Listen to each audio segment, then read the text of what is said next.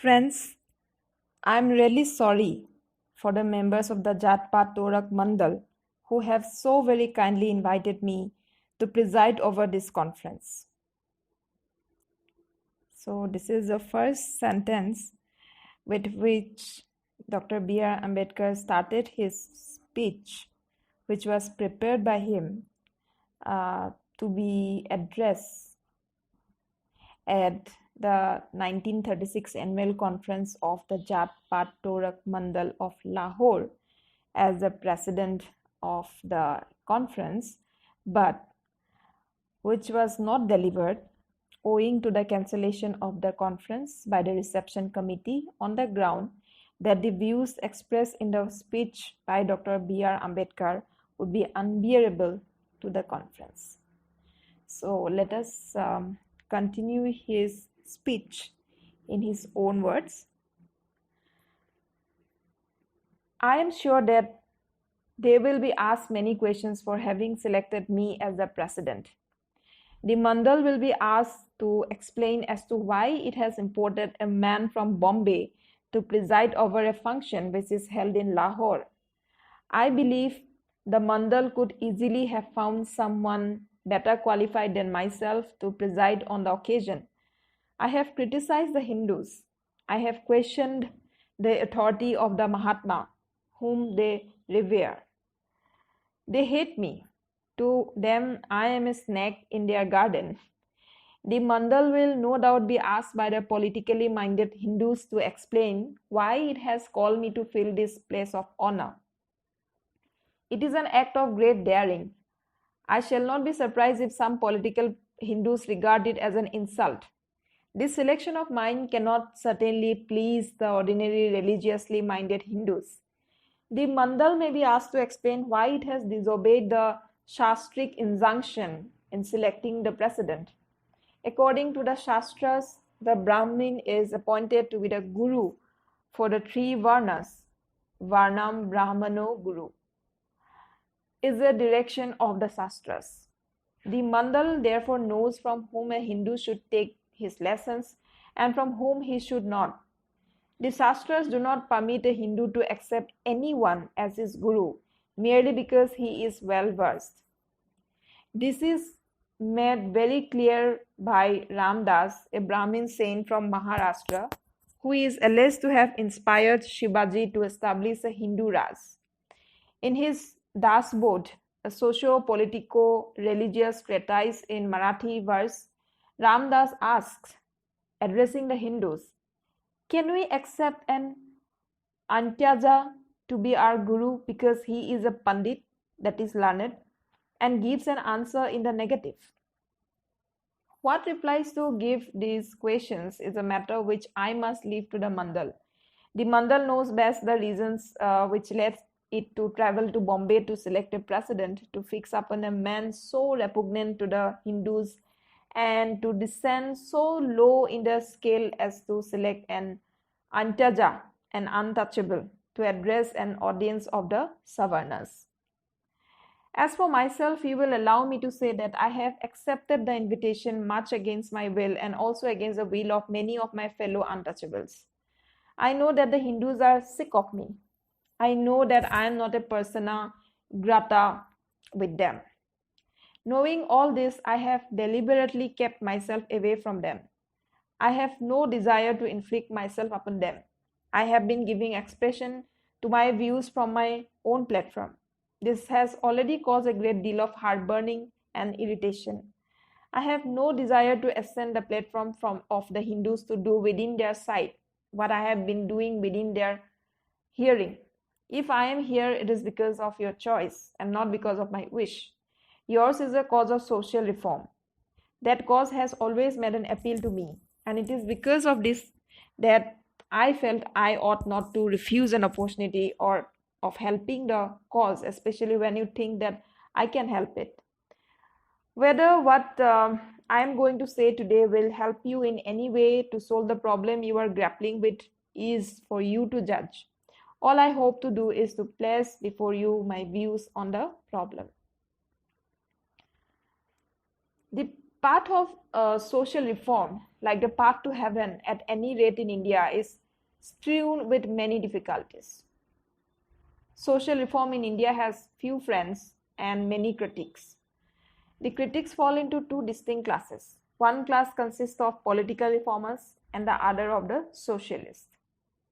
It was at one time recognized that without social efficiency, no permanent progress in the other fields of activity was possible, that owing to mischief wrought by the evil customs, Hindu society was not in a state of efficiency, and that ceaseless efforts must be made to eradicate these evils. It was due to the recognition of this fact that the birth of the National Congress was accompanied by the foundation of the Social Conference. While the Congress was concerned with defining the weak points of in the political organization of the country, the Social Conference was engaged in removing the weak points in the social organization of the Hindu society. For some time, the Congress and the Conference worked as two wings of one common activity, and they held their annual sessions in the same pandal. But soon the two wings developed into two parties, a political reform party and a social reform party, between whom there raised a fierce controversy. The political reform party supported the National Congress and social reform party supported the Social Conference. The two bodies thus became two hostile camps. The point at issue was whether social reform should precede political reform. For a decade, the forces were evenly balanced and the battle was fought without victory to either side. It was, however, evident that the fortunes of the Social Conference were ebbing fast. The gentlemen who presided over the sessions of the Social Conference lamented that the majority of the educated Hindus were for political advancement and indifferent to social reform, and that while the number of those who attended the Congress was very large, and the number who did not attend but who sympathized with it even larger, the number of those who attended the Social Conference was very much smaller. This indifference, this thinning of its ranks, was soon followed by active hostility from the politicians. Under the leadership of the late Mr. Tilak, the courtesy with which the Congress allowed the Social Conference the use of its pandal was withdrawn, and the spirit of enmity went to such a pitch that when the Social Conference desired to erect its own pandal, a threat to burn the pandal was held out by its opponents. Thus, in course of time, the party in favor of political reform won, and the Social Conference vanished and was forgotten.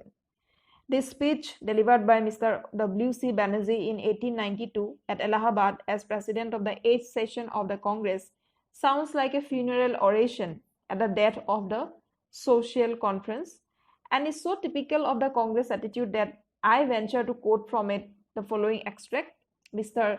Banerjee said, "I, for one, have no patience with those who say we shall not be fit for political reform until we reform our social system. I fail to see any connection between the two. Are we not fit for political reform because our widows remain unmarried and our girls are given in marriage earlier than in other countries?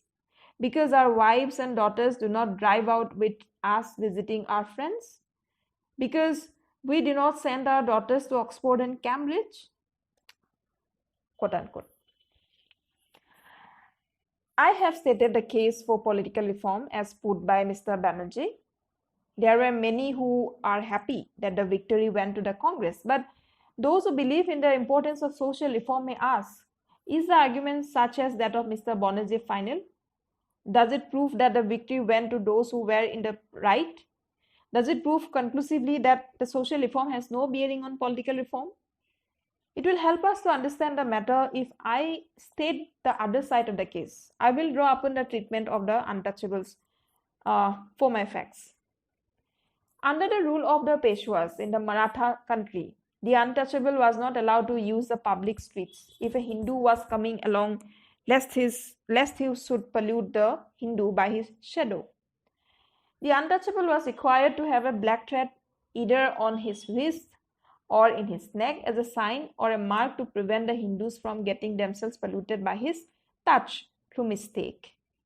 In Pune, the capital of the Peshwa, the untouchable was required to carry strung from his waist, a broom to sweep away from behind the dust he treated on lest a Hindu walking on the same should be polluted. In Pune, the untouchable was required to carry an earthen pot hung in his neck wherever he went for holding his spit, lest his spit falling on earth should pollute a Hindu who might unknowingly happen to tread on it. Let me take more recent facts. The tyranny practiced by the Hindus upon the Balais, an untouchable community in central India, will serve my purpose. You will find a report of this in the Times of India of 4th January 1928. The correspondent of the Times of India reported that high caste Hindus, that is Kalotas, Rajputs and Brahmins, including the Patels and Patwaris of villages of Kanaria, Bicholi Hafsi, Bicholi Mardana, and of about 15 other villages in the Indore district of the Indore state, inform the Balais of their respective villages that if they wish to live among them, they must conform to the following rules. 1. Balais must not wear gold-less bordered pagris. 2. They must not wear dhotis with colored or fancy borders. 3. They must convey intimation of the death of any Hindu to relatives of the deceased, no matter how far away these relatives may be living. 4th, in all Hindu marriages, Balais must play music before the processions and during the marriage. 5th, Balai women must not wear gold or silver ornaments. They must not wear fancy gowns or jackets. 6th, Balai women must attend all cases of confinement of Hindu women. Balais must render services without demanding remuneration and must accept whatever a Hindu is pleased to give. If the Balais do not agree to abide by these terms, they must clear out of the villages. The Balais refused to comply and the Hindu element proceeded against them. Balais were not allowed to get water from the village wells. They were not allowed to let go their cattle to graze. Balais were prohibited from passing through land owned by a Hindu, so that if the field of a Balai was surrounded by fields owned by Hindus, the Balai could have no access to his own field. The Hindus also let their cattle graze down the fields of Balais. The Balais submitted petitions to the Darbar against these persecutions, but as they could get no timely relief, and the oppression continued. Hundreds of Balais with their wives and children were obliged to abandon their homes in which their ancestors lived for generations and to migrate to adjoining states, that is to villages in Dhar, Devas, Bagli, Bhopal, Gwalior and other states. What happened to them in their new homes may for the present be left out of our consideration. The incident at Kavita in Gujarat happened only last year. The Hindus of Kavita ordered the untouchables not to insist upon sending their children to their common village school maintained by government. What sufferings the untouchables of Kavita had to undergo for daring to exercise a civic right against the wishes of the Hindus is too well known to need detailed description. Another instance occurred in the village of Jhanu in the Ahmedabad district of Gujarat. In November 1935, some untouchable women of well-to-do families started fetching water in metal pots. The Hindus look upon the use of metal pots by untouchables as an affront to their dignity and assaulted the untouchable women for their impudence.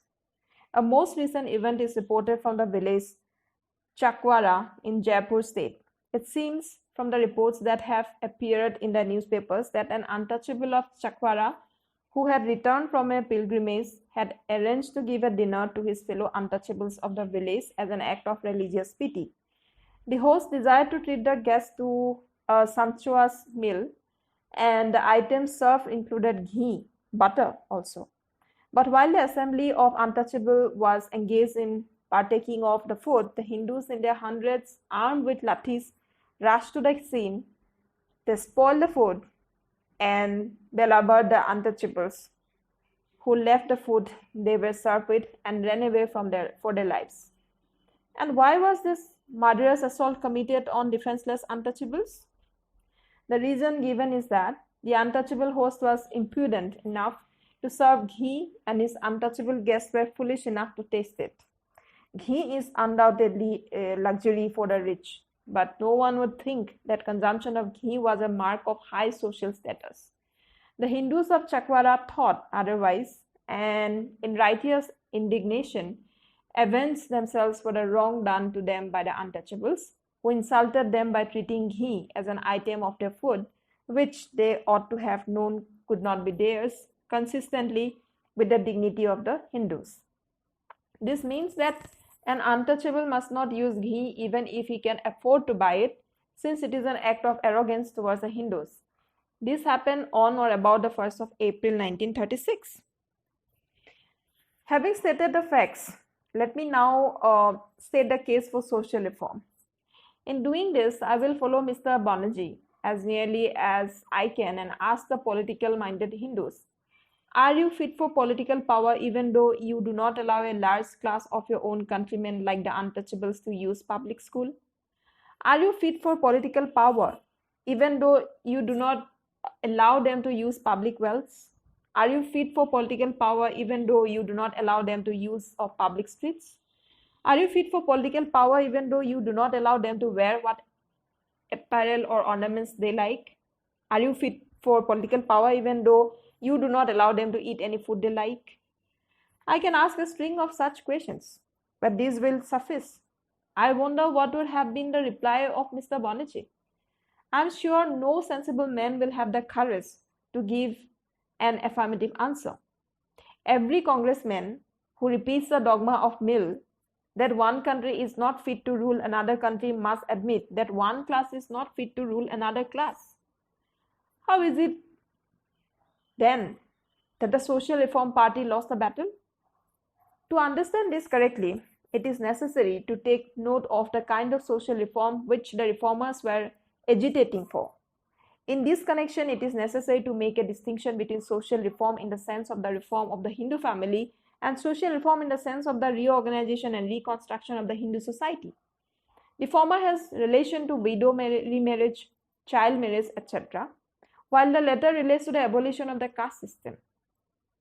The Social Conference was a body which mainly concerned itself with the reform of the high caste Hindu family. It consisted mostly of enlightened high caste Hindus who did not feel the necessity for agitating for the abolition of caste or had not the courage to agitate for it. They felt quite naturally a greater urge to remove such evils as enforced widowhood, child marriages, etc., evils which prevail among them and which were personally felt by them. They did not stand up for the reform of the Hindu society. The battle that was fought centered round the question of the reform of the family. It did not relate to the social reform in the sense of the breakup of the caste system. It was never put in issue by the reformers. That is the reason why the Social Reform Party lost. I am aware that this argument cannot alter the fact that political reform did in fact gain precedence over social reform. But the argument has this much value, if not more. It explains why social reformers lost the battle. It also helps us to understand how limited was a victory which the political reform party obtained over the social reform party, and that the view that social reform need not precede political reform is a view which may stand only when by social reform is meant the reform of the family. That political reform cannot with impunity take precedence over social reform in the sense of reconstruction of society is a thesis which I am sure cannot be controverted. That the makers of political constitutions must take account of social forces is a fact which is recognized by no less a person than Ferdinand Lassalle, the friend and co-worker of Karl Marx. In addressing a Prussian audience in 1862, Lassalle said, quote unquote, quote, "The constitutional questions are in the first instance not questions of right, but questions of might. The actual constitution of a country has its existence only in the actual condition of force which exists in the country. Hence, political constitutions have value and permanence only when they accurately express those conditions of forces which exist in practice within a society." Quote unquote. But it is not necessary to go to Prussia. There is evidence at home. What is the significance of the communal award with his allocation of political power is defined proportions to diverse classes and communities? In my view, its significance lies in this that political constitution must take note of social organization. It shows that the politicians who denied that the social problem in India had any bearing on a political problem were forced to reckon with the social problem in devising the constitution. The communal award is, so to say, the nemesis following upon the indifference and neglect of social reform. It is a victory for the Social Reform Party, which shows that, though defeated, they were in the right in insisting upon the importance of social reform. Many I know will not accept this finding. The view is current, and it is pleasant to believe in it, that the communal award is unnatural and that it is a result of an unholy alliance between the minorities and the bureaucracy. I do not wish to rely on the communal award as a piece of evidence to support my contention, if it is said that it is not good evidence. Let us turn to Ireland. What does the history of Irish Home Rule show? It is well known that in the course of the negotiations between the representatives of Ulster and Southern Ireland, Mr. Redmond, the representative Ireland, in order to bring Ulster in a Home Rule constitution common to the whole of Ireland, said to the representatives of Ulster, quote, ask any political safeguards you like and you shall have them.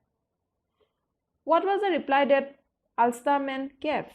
Their reply was, damn your safeguards. We don't want to be ruled by you on any terms. People who blame the minorities in India ought to consider what would have happened to the political aspirations of the majority if the minorities had taken the attitude which Ulster took. Just by the attitude of Ulster to Irish Home Rule, is it nothing that the minorities agreed to be ruled by the majority, which has not shown much sense of statesmanship, provided safeguards were devised for them? But this is only incidental. The main question is, why did Ulster take this attitude? The only answer I can give is that there was a social problem between Ulster and Southern Ireland, the problem between Catholics and Protestants, essentially a problem of caste.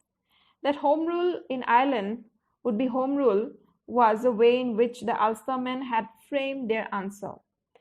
But that is only another way of stating that it was the social problem of caste between the Catholics and Protestants which prevented the solution of the political problem. This evidence again is sure to be challenged. It will be ours that here too the hand of the imperialists was at work. But my resources are not exhausted. I will give evidence from the history of Rome. Here no one can say that any evil genius was at work. Anyone who has studied the history of Rome will know that the Republican Constitution of Rome bore marks having strong resemblance to the communal award. When the kingship in Rome was abolished, the kingly part of the imperium was divided between the consuls and the pontifex maximus. In the consuls was vested the secular authority of the king, while the latter took over the religious authority of king. This Republican constitution had provided that for the two consuls, one was to be patrician and the other plebeian. The same constitution had also provided that of the priests under the pontifex maximus, half were to be plebeians and the other half patricians. Why is it that the Republican Constitution of Rome had these provisions, which, as I said, resembled so strongly the provisions of the communal award? The only answer one can get is that the Constitution of Republican Rome had to take account of the social division between the patricians and the plebeians, who formed two distinct castes. To sum up, let political reformers turn to any direction they like, they will find that in the making of a constitution, they cannot ignore the problem arising out of the prevailing social order. The illustrations which I have taken in support of the proposition that social and religious problems have a bearing on political constitutions seem to be too particular. Perhaps they are, but it should not be presupposed that the bearing of the one on the other is limited.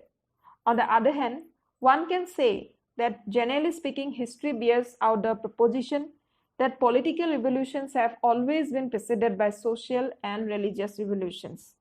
The religious reformation started by Luther was the precursor of the political emancipation of the European people. The England Puritan led to the establishment of political liberty. Puritanism founded the New World. It was Puritanism which won the War of American Independence, and Puritanism was a religious movement. The same is true of the Muslim Empire. Before the Arabs became a political power, they had undergone a thorough religious revolution started by the Prophet Muhammad. Even Indian history supports the same conclusion. The political revolution led by Chandragupta was preceded by the religious and social revolution of Buddha. The political revolution led by Shivaji was preceded by the religious and social reform brought about by the saints of Maharashtra. The political revolution of the Sikh was preceded by the religious and social revolution led by Guru Nanak. It is unnecessary to add more illustrations. This will suffice to show that the emancipation of the mind and the soul is a necessary preliminary for the political expansion of the people. Let me now turn to the socialist. Can the socialists ignore the problem arising out of the social order? The socialists of India, following their fellows in Europe, are seeking to apply the economic interpretation of history to the facts of India. They propound that man is an economic creature, that his activities and aspirations are bound by economic facts, that property is the only source of power. They therefore preach that political and social reforms are but gigantic illusions, and that economic reform by equalization of property must have precedence over every kind of reform.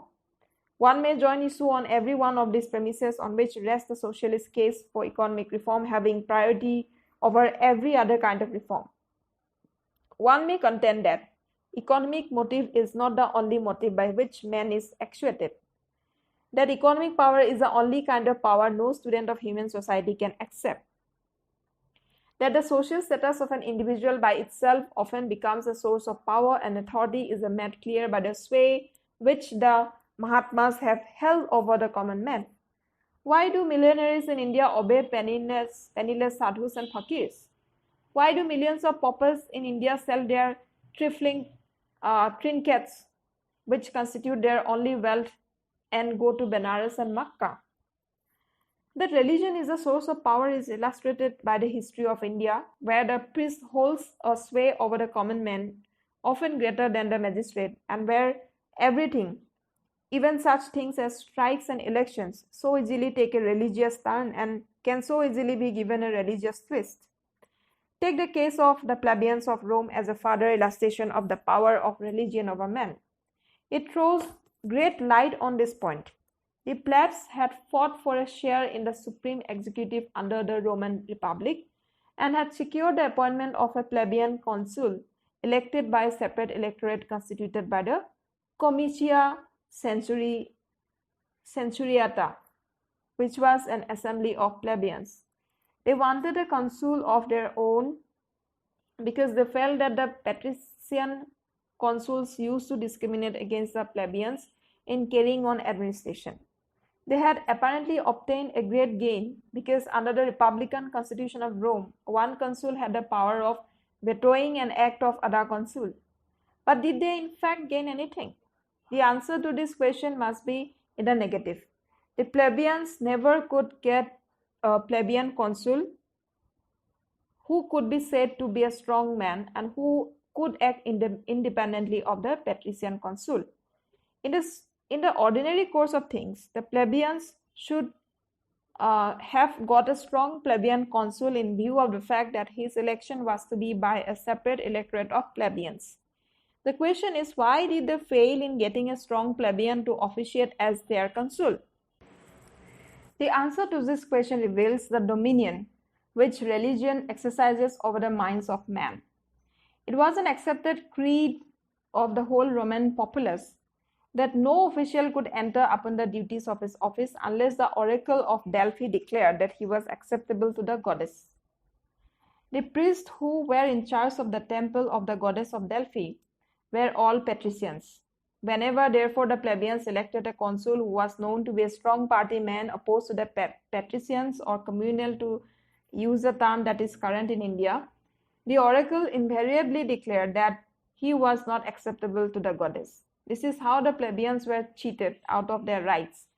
But what is worthy of note is that the plebeians permitted themselves to be thus cheated because they too, like the patricians, held firmly the belief that the approval of the goddess was a condition precedent to the taking charge by an official of his duties, and that election by the people was not enough. If the plebeians had contended that election was enough and that the approval by the goddess was not necessary, they would have derived the fullest benefit from the political right which they had obtained. But they did not. They agreed to elect another, less suitable to themselves, but more suitable to the goddess, which in fact meant more amenable to the patricians. Rather than give up religion, the plebeians give up material gain for which they had fought so hard. Does this not show that religion can be a source of power as great as money, if not greater? The fallacy of the socialist lies in supposing that because in the present stage of European society, property as a source of power is predominant, that the same is true of India, or that the same was true of Europe in the past. Religion, social status, and property are all sources of power and authority, which one man has to control the liberty of another. One is predominant at one stage, the other is predominant at another stage. That is the only difference. If liberty is the ideal, if liberty means the destruction of the dominion which one man holds over another, then obviously it cannot be insisted upon that economic reform must be the one kind of reform worthy of pursuit. If the source of power and dominion is at any given time or in any given society social and religious, then social reform and religious reform must be accepted as a necessary sort of reform. One can thus attack the doctrine of economic interpretation of history adopted by the socialists of India. But I recognize that economic interpretation of history is not necessary for the validity of the socialist contention that equalization of property is the only real reform and that it must precede everything else.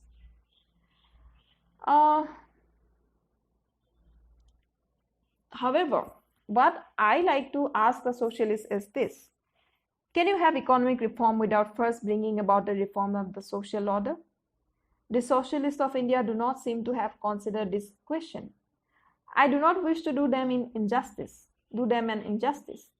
I give below a quotation from a letter which a prominent socialist wrote a few days ago to a friend of mine, in which he said, "I do not believe that we can build up a free society in India so long as there is a trace of this ill treatment and suppression of one class by another. Believing as I do in a socialist ideal, inevitably, I believe in perfect equality in the treatment of various classes and groups. I think that socialism offers the only true remedy for this as well as other problems," quote unquote. Now the question that I like to ask is it enough for a socialist to say, "I believe in perfect equality in the treatment of the various classes"? To say that such a belief is enough is to disclose a complete lack of understanding of what is involved in socialism. If socialism is a practical program and is not merely an ideal, distant and far off, the question for a socialist is not whether he believes in equality. The question for him is whether he minds one class ill-treating and suppressing another class as a matter of system, as a matter of principle, and does allow tyranny and oppression to continue to divide one class from another. Let me analyze the factors that are involved in the realization of socialism in order to explain fully my point. Now it is obvious that the economic reform contemplated by the socialists cannot come about unless there is a revolution resulting in the seizure of power. That seizure of power must be by a proletariat. The first question I ask is, will the proletariat of India combine to bring about this revolution? What will men do such an action? It seems to me that other things being equal, the only thing that will move one man to take such an action is the feeling that other men with whom he is acting are actuated by feeling of equality and fraternity, and above all of justice. Men will not join in a revolution for the equalization of property unless they know that after the revolution is achieved, they will be treated equally and that there will be no discrimination of caste and creed. The assurance of a socialist leading the revolution that he does not believe in caste, I am sure, will not suffice. The assurance must be by assurance proceeding from much deeper foundation, namely the mental attitude of the compatriots towards one another in their spirit of personal equality, and fraternity. Can it be said that the proletariat of India, poor as it is, recognize no distinctions except that of the rich and the poor? Can it be said that the poor in India recognize no such distinctions of caste or creed, high or low? If the fact is that they do, what unity of front can be expected from such a proletariat in its action against the rich? How can there be a revolution if the proletariat cannot present a united front? Suppose, for the sake of argument, that by freak of fortune a revolution does take place and the socialists come in power, will they not have to deal with the problems created by the particular social order prevalent in India? I can't see how a socialist state in India can function for a second without having to grapple with the problems created by the prejudices which make Indian people observe the distinctions of high and low, clean and unclean.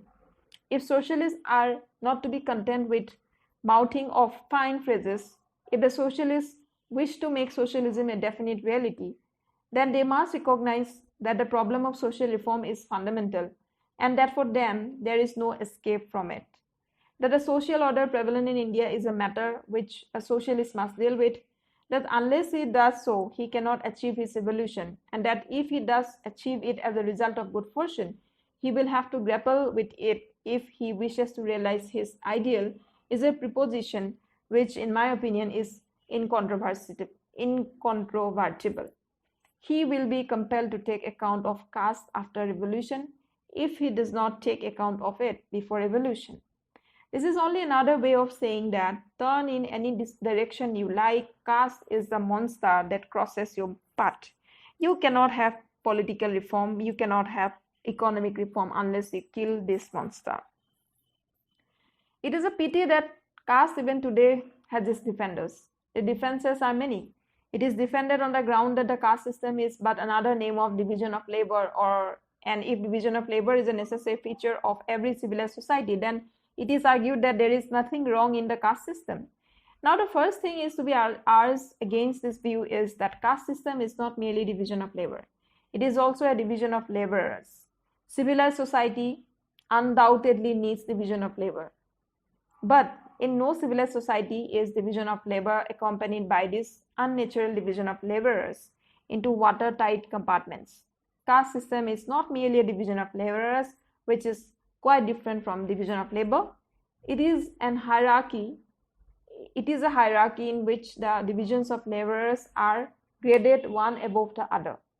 In no other country is a division of labor accompanied by this gradation of laborers. There is also a third point of criticism against this view of the caste system. The division of labor is not spontaneous. It is not based on natural aptitudes. Social and individual efficiency requires us to develop the capacity of an individual to the point of competency to choose and to make his own career. This principle is violated in the caste system insofar as it involves an attempt to appoint tasks to individuals in advance, selected not on the basis of trained original capacities, but on that of the social status of the parents. Look at from another point of view, this stratification of occupations, which is the result of the caste system, is positively pernicious. Industry is never static. It undergoes rapid and abrupt changes. With such changes, an individual must be free to change his occupation. Without such freedom to adjust himself to changing circumstances, it would be impossible for him to gain his livelihood. Now, the caste system will not allow Hindus to take to occupations where they are wanted if they do not belong to them by heredity. If a Hindu is seen to starve rather than take to new occupations not assigned to his caste, the reason is to be found in the caste system. By not permitting readjustment of occupations, caste becomes a direct cause of much of the unemployment we see in the country. As a form of division of labor, the caste system suffers from another serious defect. The division of labor brought about by the caste system is not a division based on choice. Individual sentiment, individual preference has no place in it. It is based on the dogma of predestination. Considerations of social efficiency would compel us to recognize that the greatest evil in the industrial system is not so much poverty and the suffering that it involves as the fact that so many persons have callings which make no appeal to those who are engaged in them. Such callings constantly provoke one to aversion, ill will, and a desire to evade. There are many occupations in India which, on account of the fact that they are regarded as degraded by the Hindus, provoke those who are engaged in them to aversion. There is a constant desire to evade and escape from such occupations, which arises solely because of the blighting effect which they produce upon those who follow them, owing to the slight and stigma cast upon them by the Hindu religion. What efficiency can there be in a system under which neither men's hearts nor their minds are in their work? As an economic organization, caste is therefore a harmful institution, inasmuch as it involves the subordination of men's natural powers and inclinations to the existences of social rules. Some have dug a biological trench in defense of the caste system. It is said that the object of caste was to preserve purity of race and purity of blood. Now, ethnologists are of opinion that men of pure race exist nowhere and that there has been a mixture of all races in all parts of the world. Especially in the case with the people of India, Mr. B.R. Ambedkar in his paper on foreign elements in the Hindu population has stated that there is hardly a class or caste in India which has not a foreign strain in it. There is an admixture of alien blood, not only among the warrior classes, the Rajputs and the Marathas, but also among the Brahmins, who are under the happy delusion that they are free from all foreign elements, quote unquote. The caste system cannot be said to have grown as a means of preventing the admixture of races or as a means of maintaining purity of blood.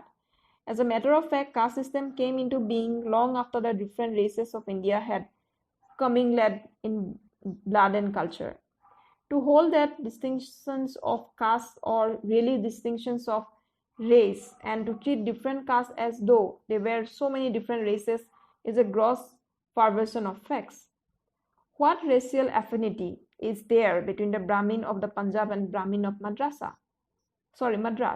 What racial affinity is there between the untouchable of Bengal and the untouchable of Madras? What racial difference is there between the Brahmin of the Punjab and the Chamar of the Punjab? What racial difference is there between the Brahmin of Madras and the Pariah of Madras? The Brahmin of Punjab is racially the same stock of the Chamar of the Punjab, and the Brahmin of Madras is of the same race of the Pariah of Madras.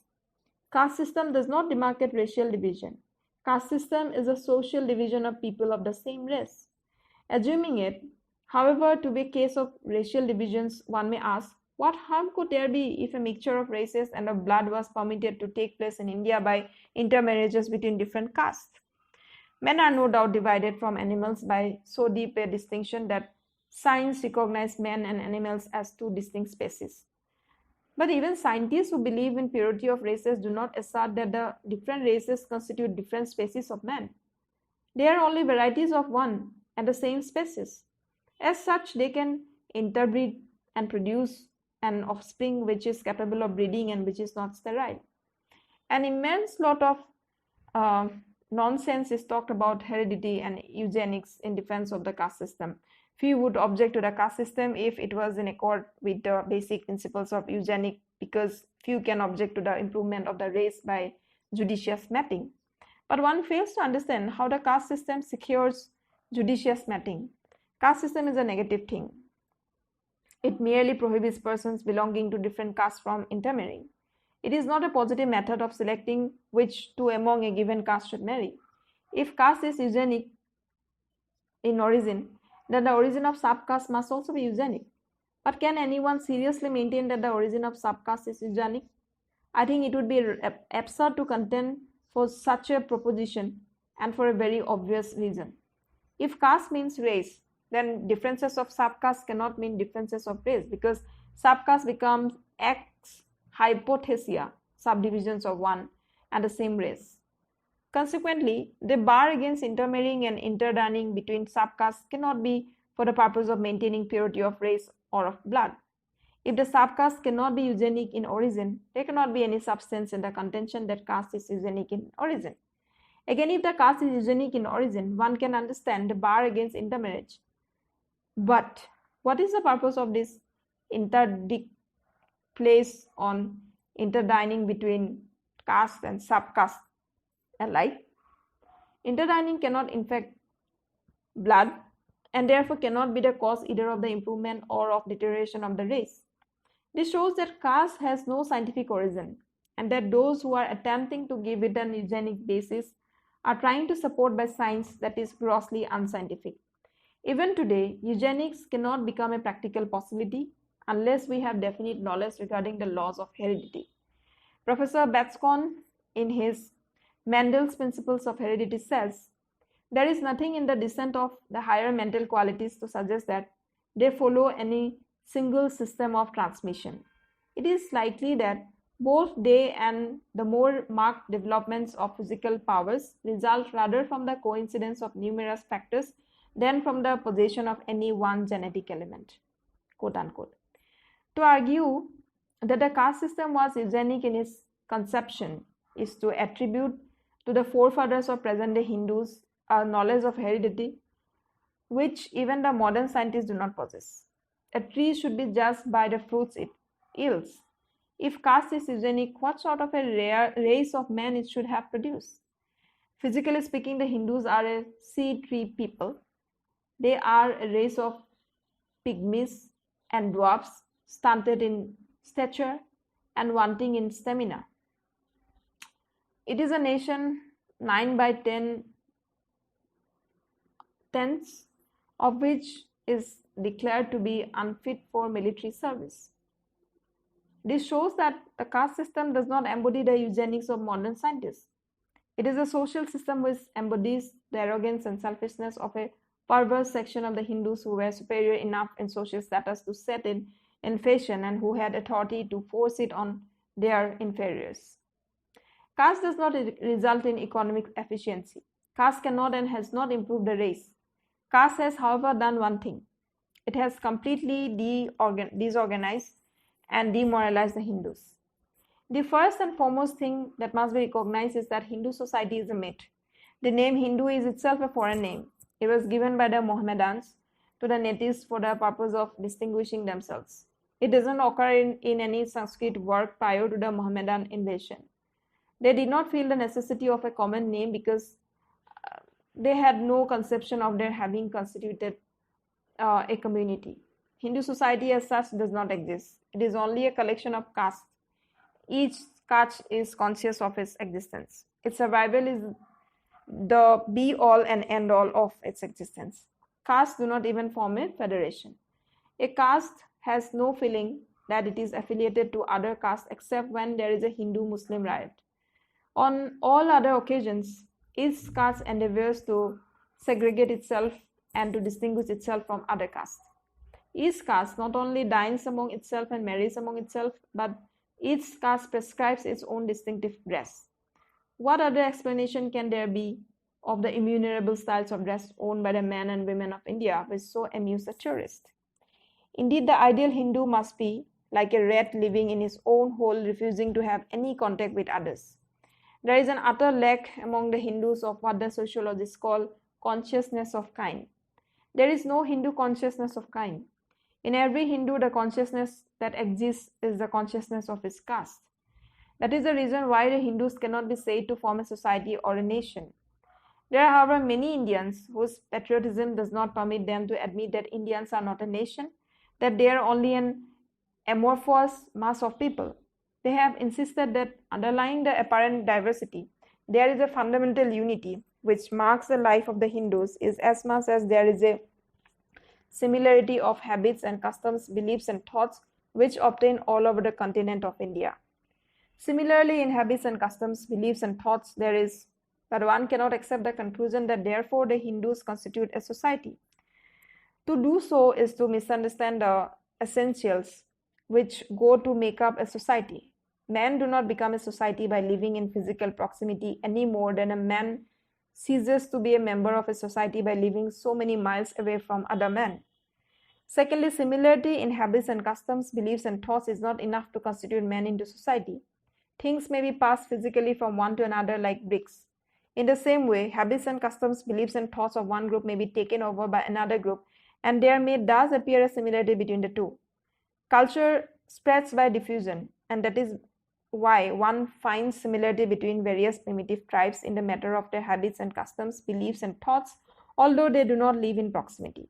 But no one could say that because there was this similarity, the primitive tribes constituted one society. This is because similarity in certain things is not enough to constitute a society. Men constitute a society because they have things which they possess in common.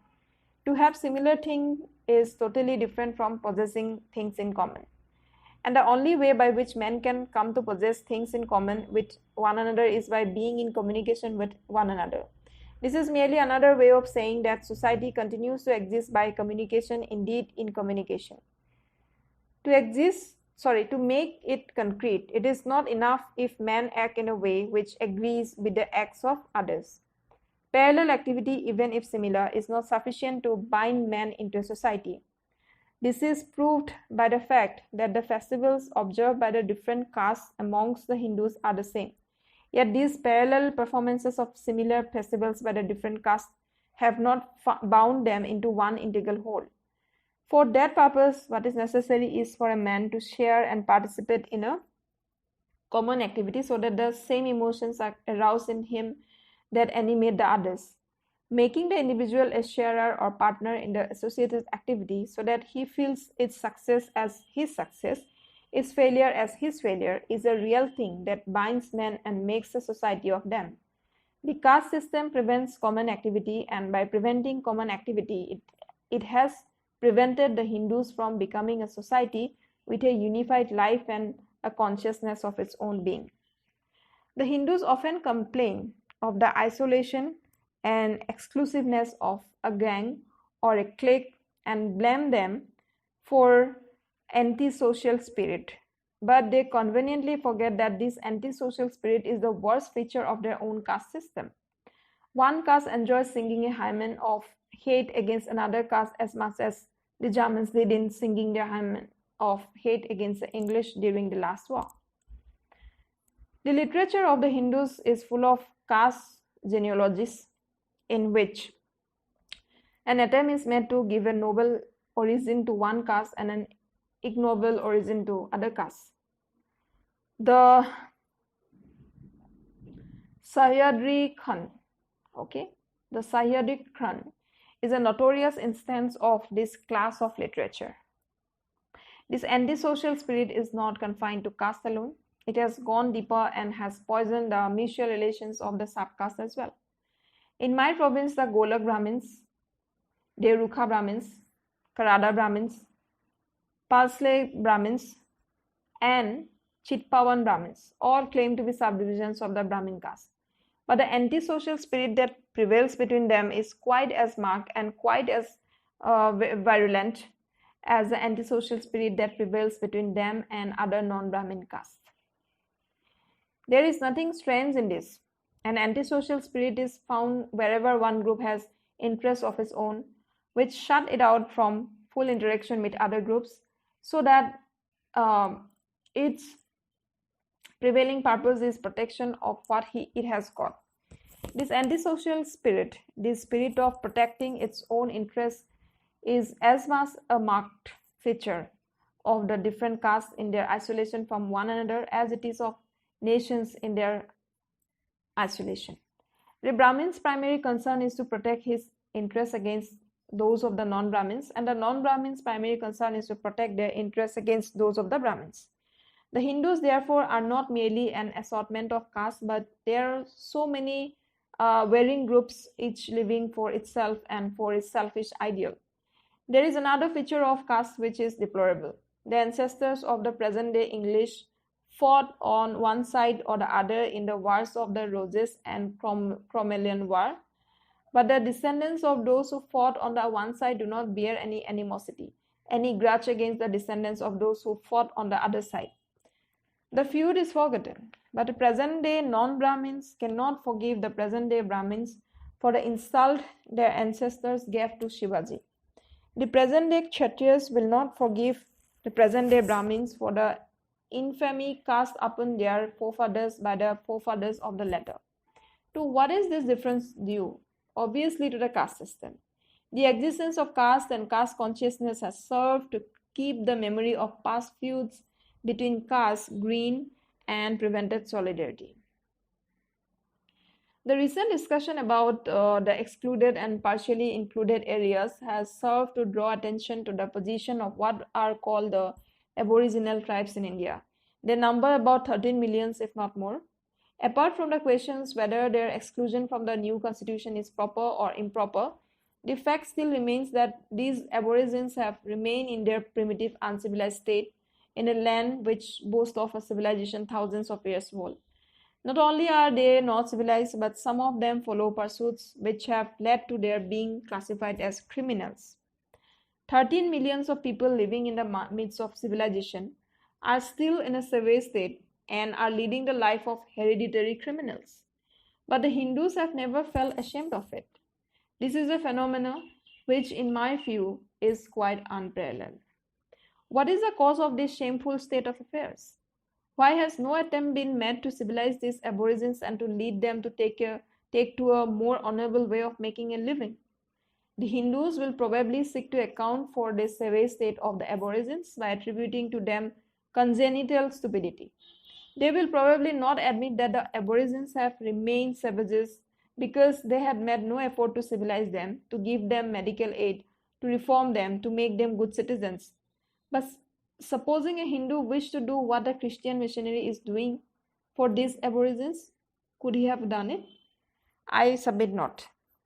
Civilizing the Aborigines means adopting them as their own, living in their midst and cultivating fellow feeling and short loving them. How is it possible for a Hindu to do this? His whole life is one anxious effort to preserve his caste. Caste is his precarious position, which he must save at any cost. He cannot consent to lose it by establishing contact with the Aborigines, the remnants of the hateful Anarias of the Vedic days. Not that a Hindu could not be taught the sense of duty to fallen humanity, but the trouble is that no amount of sense of duty can enable him to overcome his duty to preserve his caste.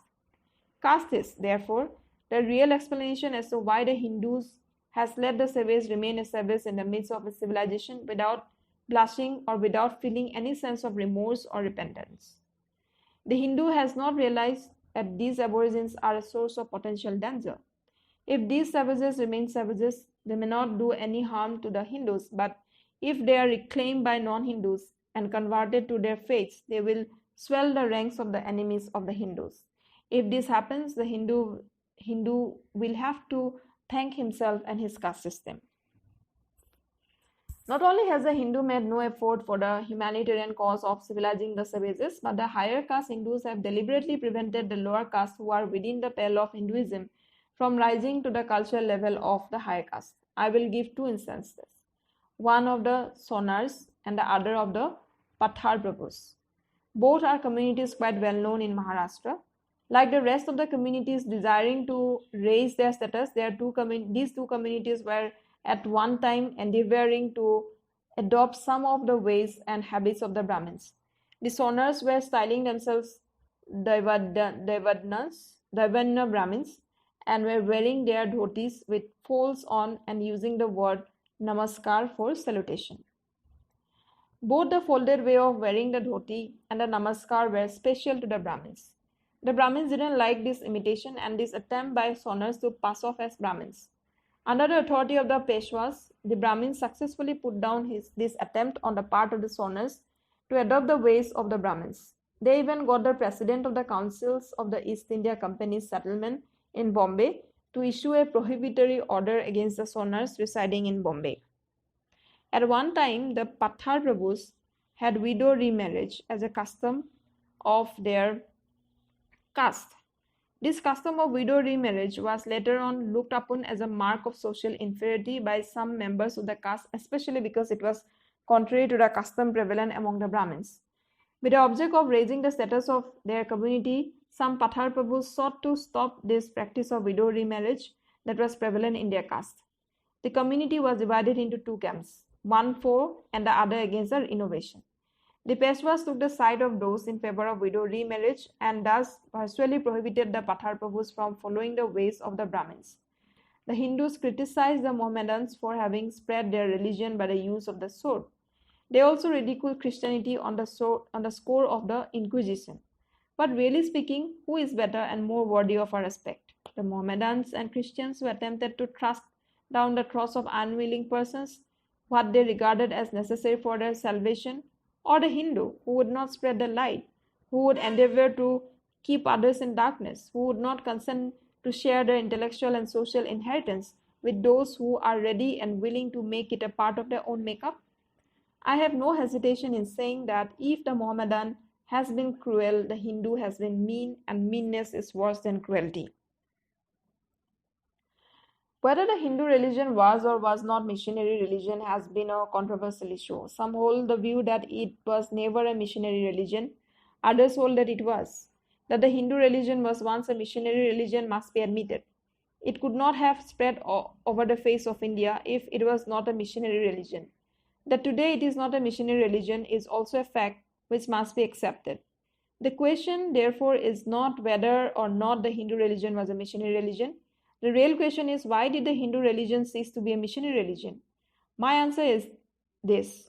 Hindu religion ceased to be a missionary religion when the caste system grew up among the Hindus. Caste is inconsistent with conversion. Inculcation of beliefs and dogmas is not the only problem that is involved in conversion. To find a place for the convert in the social life of the community is another, and a much more important problem that arises in connection with conversion. That problem is where to place the convert, in what caste. It is a problem which must baffle every Hindu wishing to make aliens converts to his religion. Unlike the club, the membership of a caste is not open to all and sundry. The law of caste confines its membership to persons born in the caste. Castes are autonomous, and there is no authority anywhere to compel a caste to admit a newcomer to its social life. Hindu society being a collection of castes and each caste being a closed corporation, there is no place for a convert. Thus, it is a caste which has prevented the Hindus from expanding and from absorbing other religious communities. So long as castes remain, Hindu religion cannot be made a missionary religion, and Shuddhi will be both a folly and a fatality. The reasons which have made Shuddhi impossible for Hindus are also responsible for making Sangathan impossible. The idea underlying Sangathan is to remove from the mind of the Hindu that timidity and cowardice which so painfully make him off from the Mohammedan and the Sikh, and which have led him to adopt the low ways of treachery and cunning for protecting himself. The question naturally arises, from where does the Sikh or the Mohammedan derive his strength which makes him brave and fearless? I am sure it is not due to relative superiority of physical strength, diet, or drill. It is due to the strength arising out of the feeling that all Sikhs will come to the rescue of a Sikh when he is in danger, and that all Mohammedans will rush to save a Muslim if he is attacked. The Hindu can derive no such strength. He cannot feel assured that his fellows will come to his help. Being one and fated to be alone, he remains powerless, develops timidity and cowardice, and in a fight surrendered or runs away. The Sikh as well as the Muslim stands fearless and gives battle because he knows that though one, he will not be alone. The presence of this belief in the one helps him to hold out, and the absence of it in the other makes him to give away. If you pursue this matter further and ask what is it that enables the Sikh and Mohammedan to feel so assured, and why is the Hindu filled with such despair in the matter of help and assistance, you will find that the reasons for this difference lie in the difference in their associated mode of living. The associated mode of life practiced by the Sikhs and the Mohammedans produce fellow feeling. The associated mode of life of the Hindus does not. Among Sikhs and Muslims, there is a social cement which makes them bhais. Among Hindus, there is no such element, and one Hindu does not regard another Hindu as his bhai. This explains why a Sikh says and feels that one Sikh or one Khalsa is equal to Sawa Lakh men. This explains why one Mohammedan is equal to a crowd of Hindus. This difference is undoubtedly a difference due to caste. So long as caste remains, there will be no Sangathan, and so long as there is no Sangathan, the Hindu will remain weak and meek. The Hindus claim to be a very tolerant people. In my opinion, this is a mistake. On many occasions, they can be intolerant, and if on some occasions they are tolerant, that is because they are too weak to oppose or too indifferent to oppose. This indifference of the Hindus has become so much a part of their nature that a Hindu will quite meekly tolerate an insult as well as a wrong. You see amongst them, to use the words Morris, to use the words of Morris, the great reading down the little, the strong heating down the weak, cruel men fearing not, kind men daring not, and wise men caring not. With the Hindu gods all forbearing, it is not difficult to imagine the pitiable condition of the wronged and the oppressed among the Hindus. Indifferentiation is the worst kind of disease that can infect a people.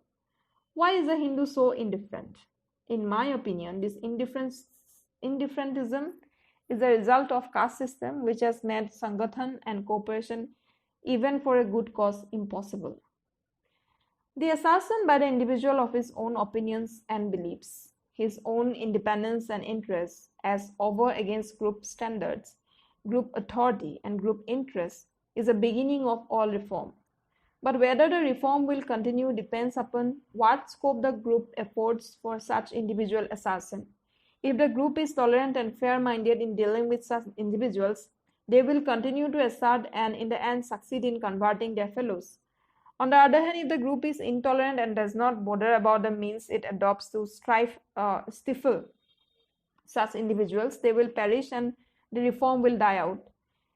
Now a caste has an unquestioned right to excommunicate any man who is guilty of breaking the rules of caste, and when it is realized that excommunication involves a complete cessation of social intercourse, it will be agreed that as a form of punishment there is really little to choose between excommunication and death. No wonder individual Hindus have not had the courage to assert their independence by breaking the barriers of caste. It is true that man cannot get on with his fellows, but it is also true that he cannot do without them. He would like to have the society of his fellows on his terms. If he cannot get in on his terms, then he will be ready to have it on any terms, even amounting to complete surrender. This is because he cannot do without society. A caste is ever ready to take advantage of the helplessness of a man and insist upon complete conformity to its code in letter and in spirit. A caste can easily organize itself into a conspiracy to make the life of a reformer a hell. And if a conspiracy is a crime, I do not understand why such a nefarious act as an attempt to excommunicate a person for daring to act contrary to the rules of caste should not be made an offense punishable in law. But as it is, even law gives each caste an autonomy to regulate its membership and punish dissenters with excommunication. Caste in the hands of the orthodox has been a powerful weapon for persecuting the reforms and for killing all reform. Part 13. The effect of caste on the ethics of the Hindus is simply deplorable. Caste has killed public spirit. Caste has destroyed the sense of public charity.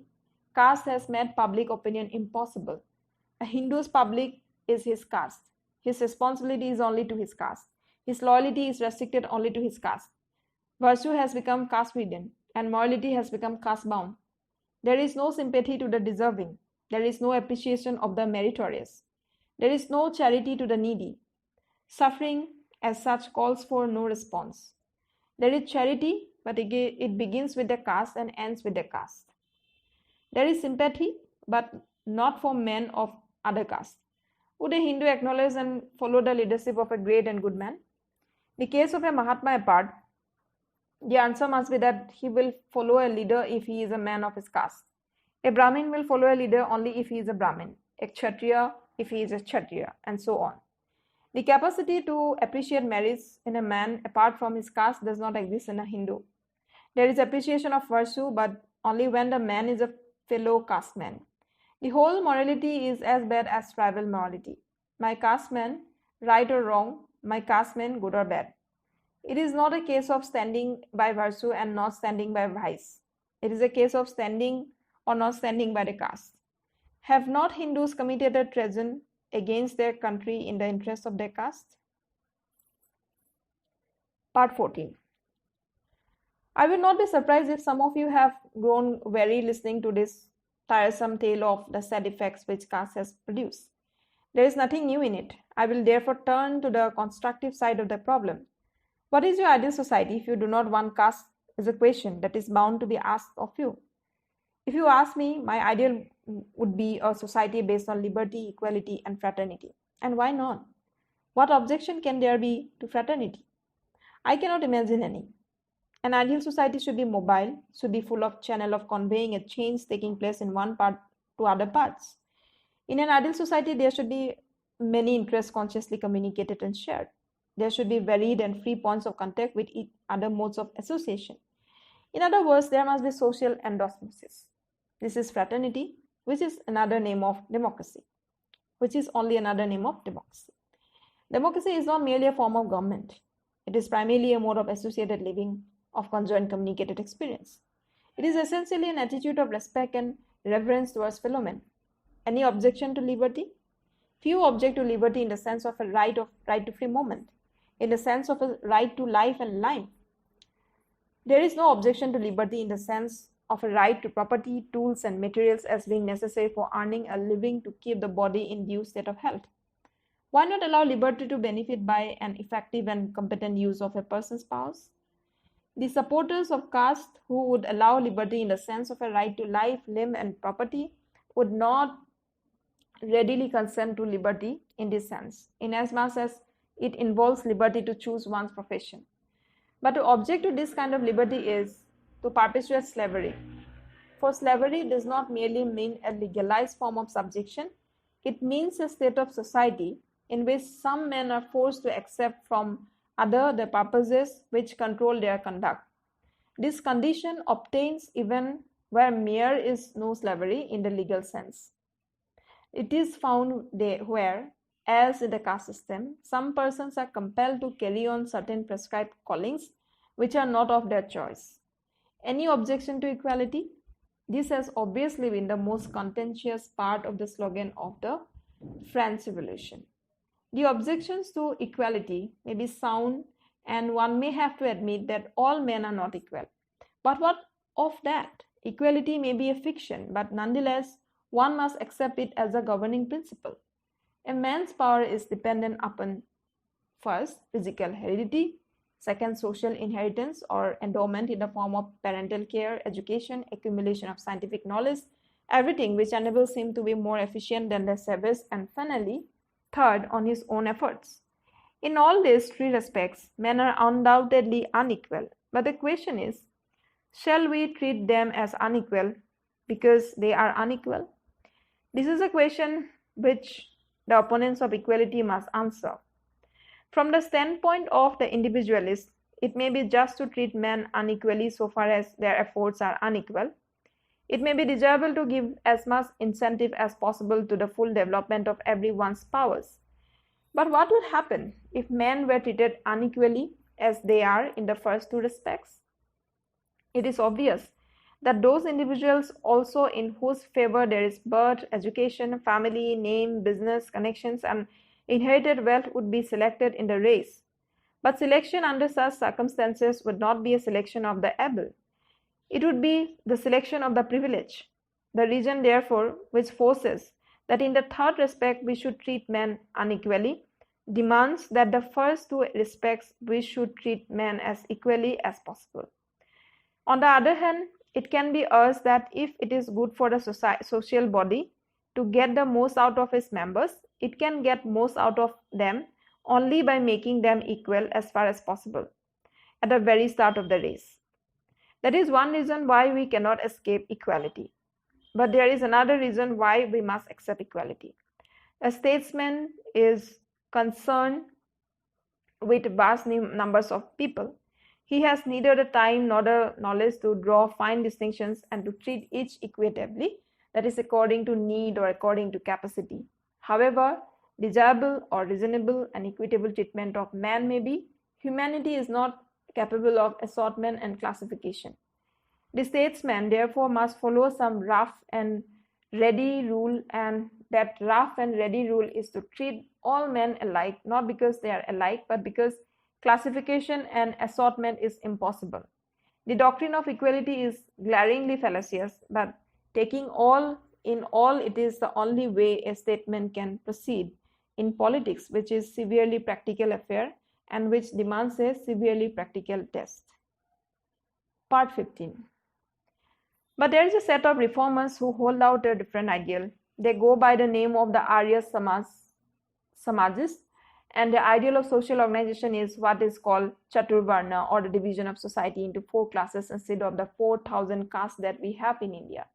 To make it more attractive and to disarm opposition, the protagonists of the Chaturvarna took great care to point out that their Chaturvarna is based not on birth but on guna, that is word. At the outset, I must confess that notwithstanding the word basis of this Chaturvarna, it is an ideal to which I cannot reconcile myself. In the first place, if under the Chaturvarna of the Arya Samajis, an individual is to take his place in the Hindu society according to his birth, I do not understand why the Arya Samajis insist upon leveling men as Brahmin, Kshatriya, Vaishya and Shudra. A learned man would be honored without his being leveled as Brahmin.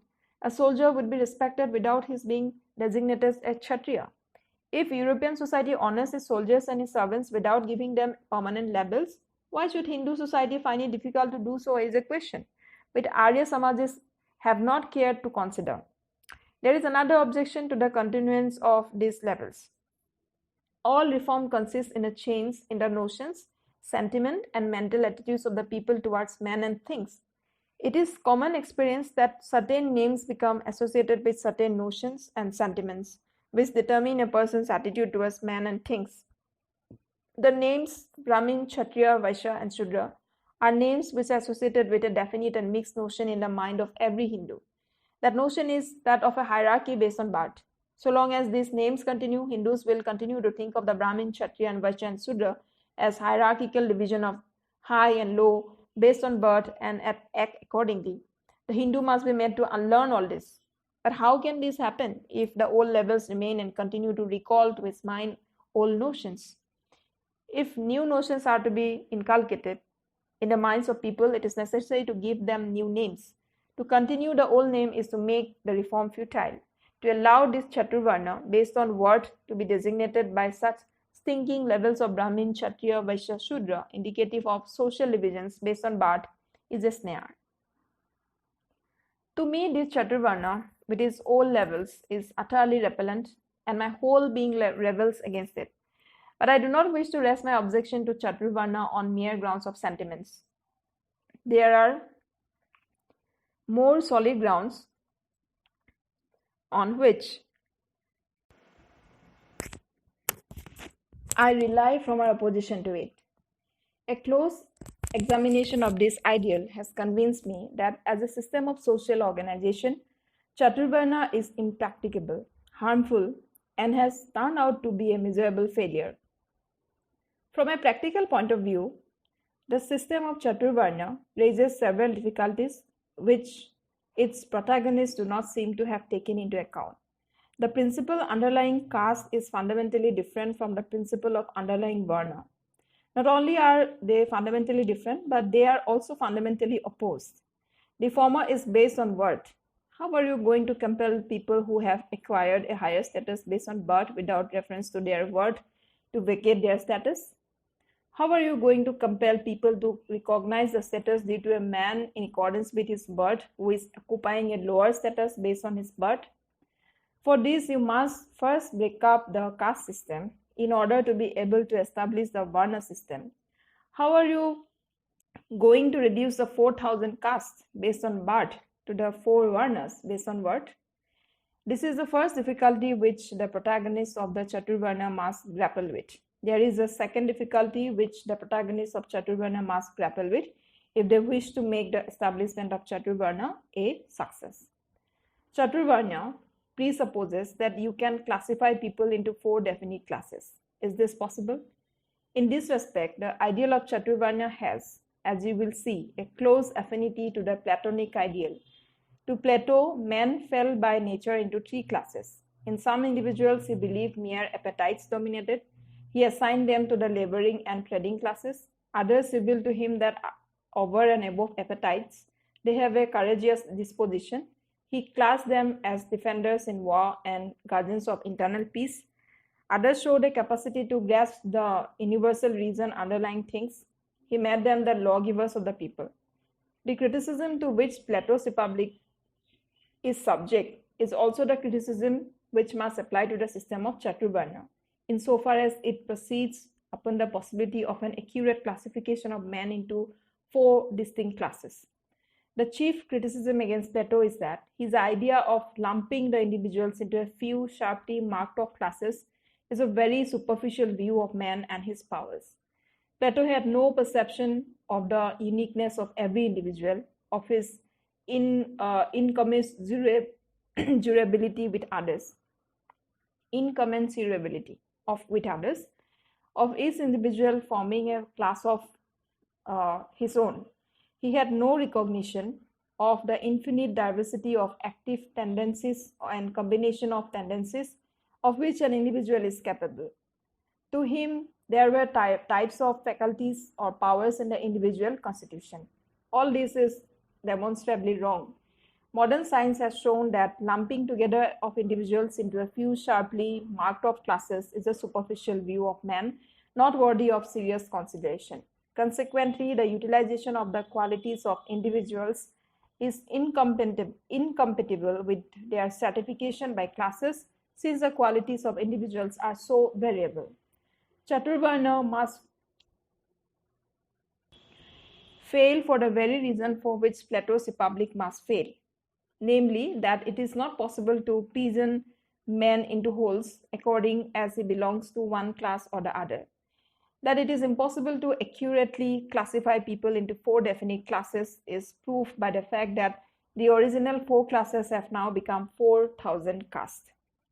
There is a third difficulty in the way of the establishment of the system of Chaturvarna. How are you going to maintain the system of Chaturvarna, supposing it was established?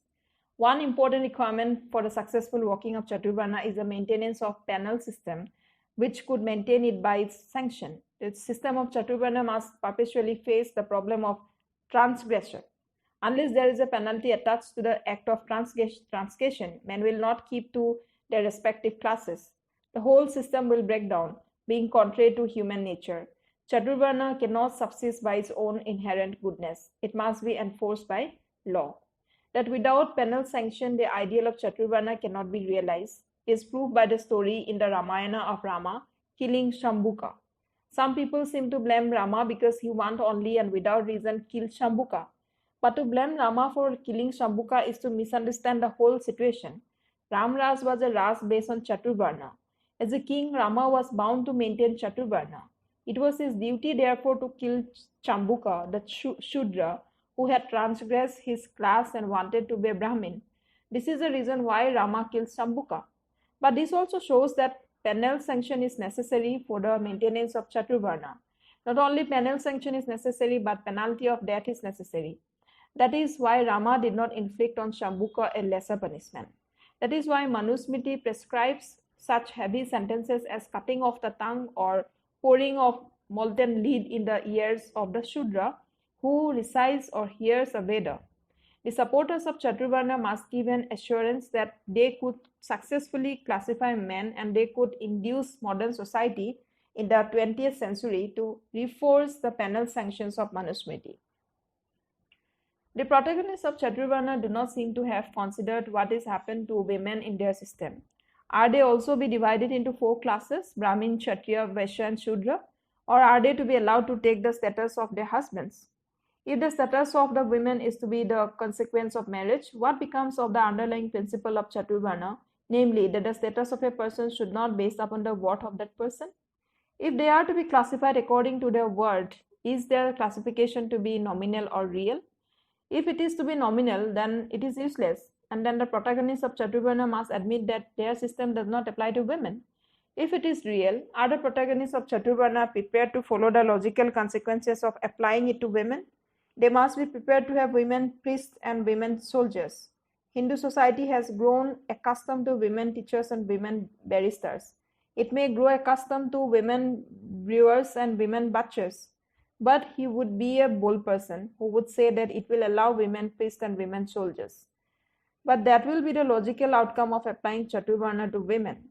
Given these difficulties, I think no one except a congenital idiot could hope and believe in a successful regeneration of the Chaturvarna. Part 17. Assuming that Chaturvarna is practicable, I contend that it is the most vicious system. That the Brahmins should cultivate knowledge, that the Kshatriya should bear arms, that the Vaishya should trade, and that the Shudra should serve sounds as though it was a system of division of labor. Whether the theory was intended to state that the Shudra need not, or that whether it was intended to lay down that he must not, is an interesting question. The defenders of Chaturvarna give it the first meaning. They say, why should the Shudra need trouble to acquire wealth when the three Varnas are there to support him? Why need the Shudra bother to take to education when there is the Brahmin to whom he can go when the occasion for reading or writing arises? Why need the Shudra worry to arm himself because there is a Kshatriya to protect him? The theory of Chaturvarna, understood in this sense, may be said to look upon the Shudra as the ward and the three Varnas as his guardians. Thus interpreted, it is a simple, elevating and alluring theory. Assuming this to be the correct view of the underlying conception of Chaturvarna, it seems to me that the system is neither foolproof nor knave-proof. What is to happen if the Brahmins, Vaishyas and Kshatriyas fail to pursue knowledge, to engage in economic enterprises, and to be efficient soldiers, which are their respective functions? Contrary-wise, suppose that they discharge their functions but flout their duty to the Shudra or to one another. What is to happen to the Shudra if the three classes refuse to support him on fair terms or combine to keep him down? Who is to safeguard the interests of the Shudra, or for the matter that of the Vaishya and Kshatriya, when the person who is trying to take advantage of his ignorance is the Brahmin? Who is to defend the liberty of the Shudra, and for the matter of that of the Brahmin and the Vaishya, when the person who is robbing him of it is the Kshatriya? Interdependence of one class on another class is inevitable. Even dependence of one class upon another may sometimes become allowable. But why make one person depend upon another in the matter of his vital needs? Education everyone must have. Means of defense everyone must have. These are the paramount requirements of every man for his self-preservation. How can the fact that his neighbor is educated and armed help a man who is uneducated and disarmed? The whole theory is absurd. These are the questions which the defenders of Chaturvarna do not seem to be troubled about. But they are very pertinent questions. Assuming their conception of Chaturvarna, that the relationship between the different classes is that of ward and guardian, is a real conception underlying Chaturvarna, it must be admitted that it makes no provision to safeguard the interest of the ward from the misdeeds of the guardian. Whether the relationship of guardian and ward was a real underlying conception on which Chaturvarna was based, there is no doubt that in practice the relation was that of master and servants. The three classes, Brahmins, Kshatriya and Vaishya, although not very happy in their mutual relationship, managed to work by compromise. The Brahmin flattered the Kshatriya and both let the Vaishya leave in order to be able to live upon him. But the three agreed to beat down the Shudra. He was not allowed to acquire wealth lest he should be independent of the three Varnas. He was prohibited from acquiring knowledge lest he should keep a steady vigil regarding his interests. He was prohibited from bearing arms lest he should have the means to rebel against their authority. That this is how the Shudras were treated by the Tarya Varnikas is evidenced by the laws of Manu. There is no code of laws more infamous regarding social rights than the laws of Manu. Any instance from anywhere of social injustice must pale before it. Why have the mass of people tolerated the social evils to which they have been subjected? There have been social revolutions in other countries of the world. Why have there not been social revolutions in India is a question which has incessantly troubled me. There is only one answer which I can give, and it is that the lower classes of Hindus have been completely disabled for direct action on account of their rest system of Chaturvarna. They could not bear arms, and without arms they could not rebel. They were all plowmen, and rather condemned to be plowmen, and they never were allowed to convert their plowshare into swords. They had no bayonets, and therefore everyone who chose could and did sit upon them. On account of the Chaturvarna, they could receive no education. They could not think out or know the way to their salvation. They were condemned to be lowly, and not knowing the way of escape and not having the means of escape, they became reconciled to eternal servitude, which they accepted as their inescapable fate. It is true that even in Europe, the strong has not shrunk from the exploitation, nay the spoliation of the weak, but in Europe, the strong have never contrived to make the weak helpless against exploitation so seamlessly as was the case in India among the Hindus. Social war has been raging between the strong and the weak far more violently in Europe than it has ever been in India. Yet the weak in Europe has had in his freedom of military service his physical weapon, in suffering his political weapon, and in education his moral weapon. These three weapons for emancipation were never withheld by the strong from the weak in Europe. All these weapons were, however, denied to the masses in India by Chaturvarna. There cannot be a more degrading system of social organization than the Chaturvarna. It is the system which deadens, paralyzes, and cripples the people from helpful activity.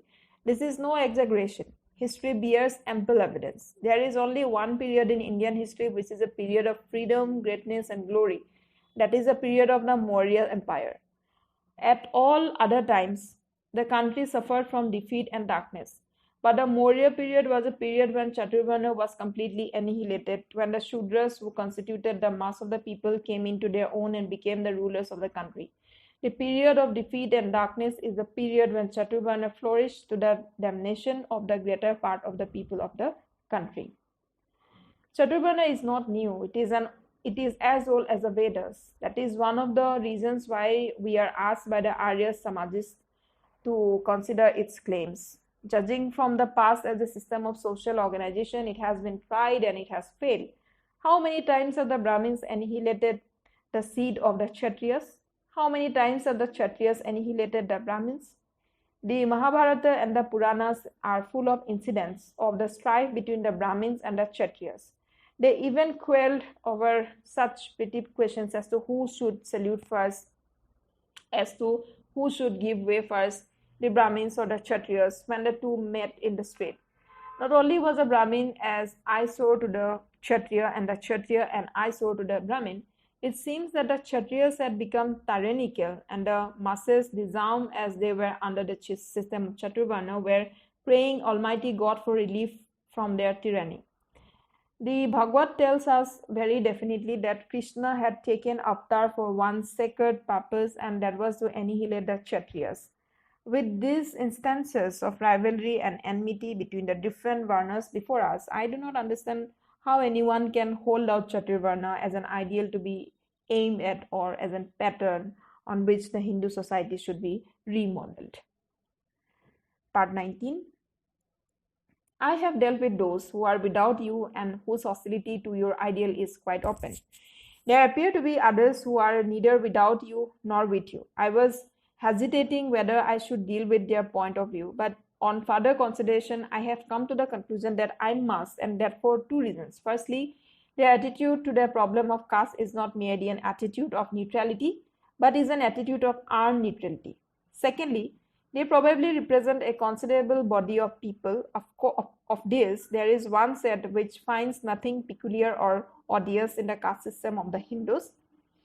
Such Hindus cite the case of Muslims, Sikhs, and Christians and find comfort in the fact that they too have caste among them.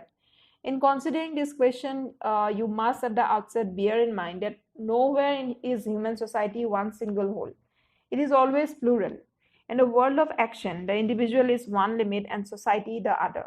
Between them lie all sorts of associative arrangements of lesser and larger scope, families, friendship, cooperative associations, business combines, political parties, bands of thieves and robbers. These small groups are usually firmly welded together and are often as exclusive as caste. They have a narrow and intensive code, which is often antisocial.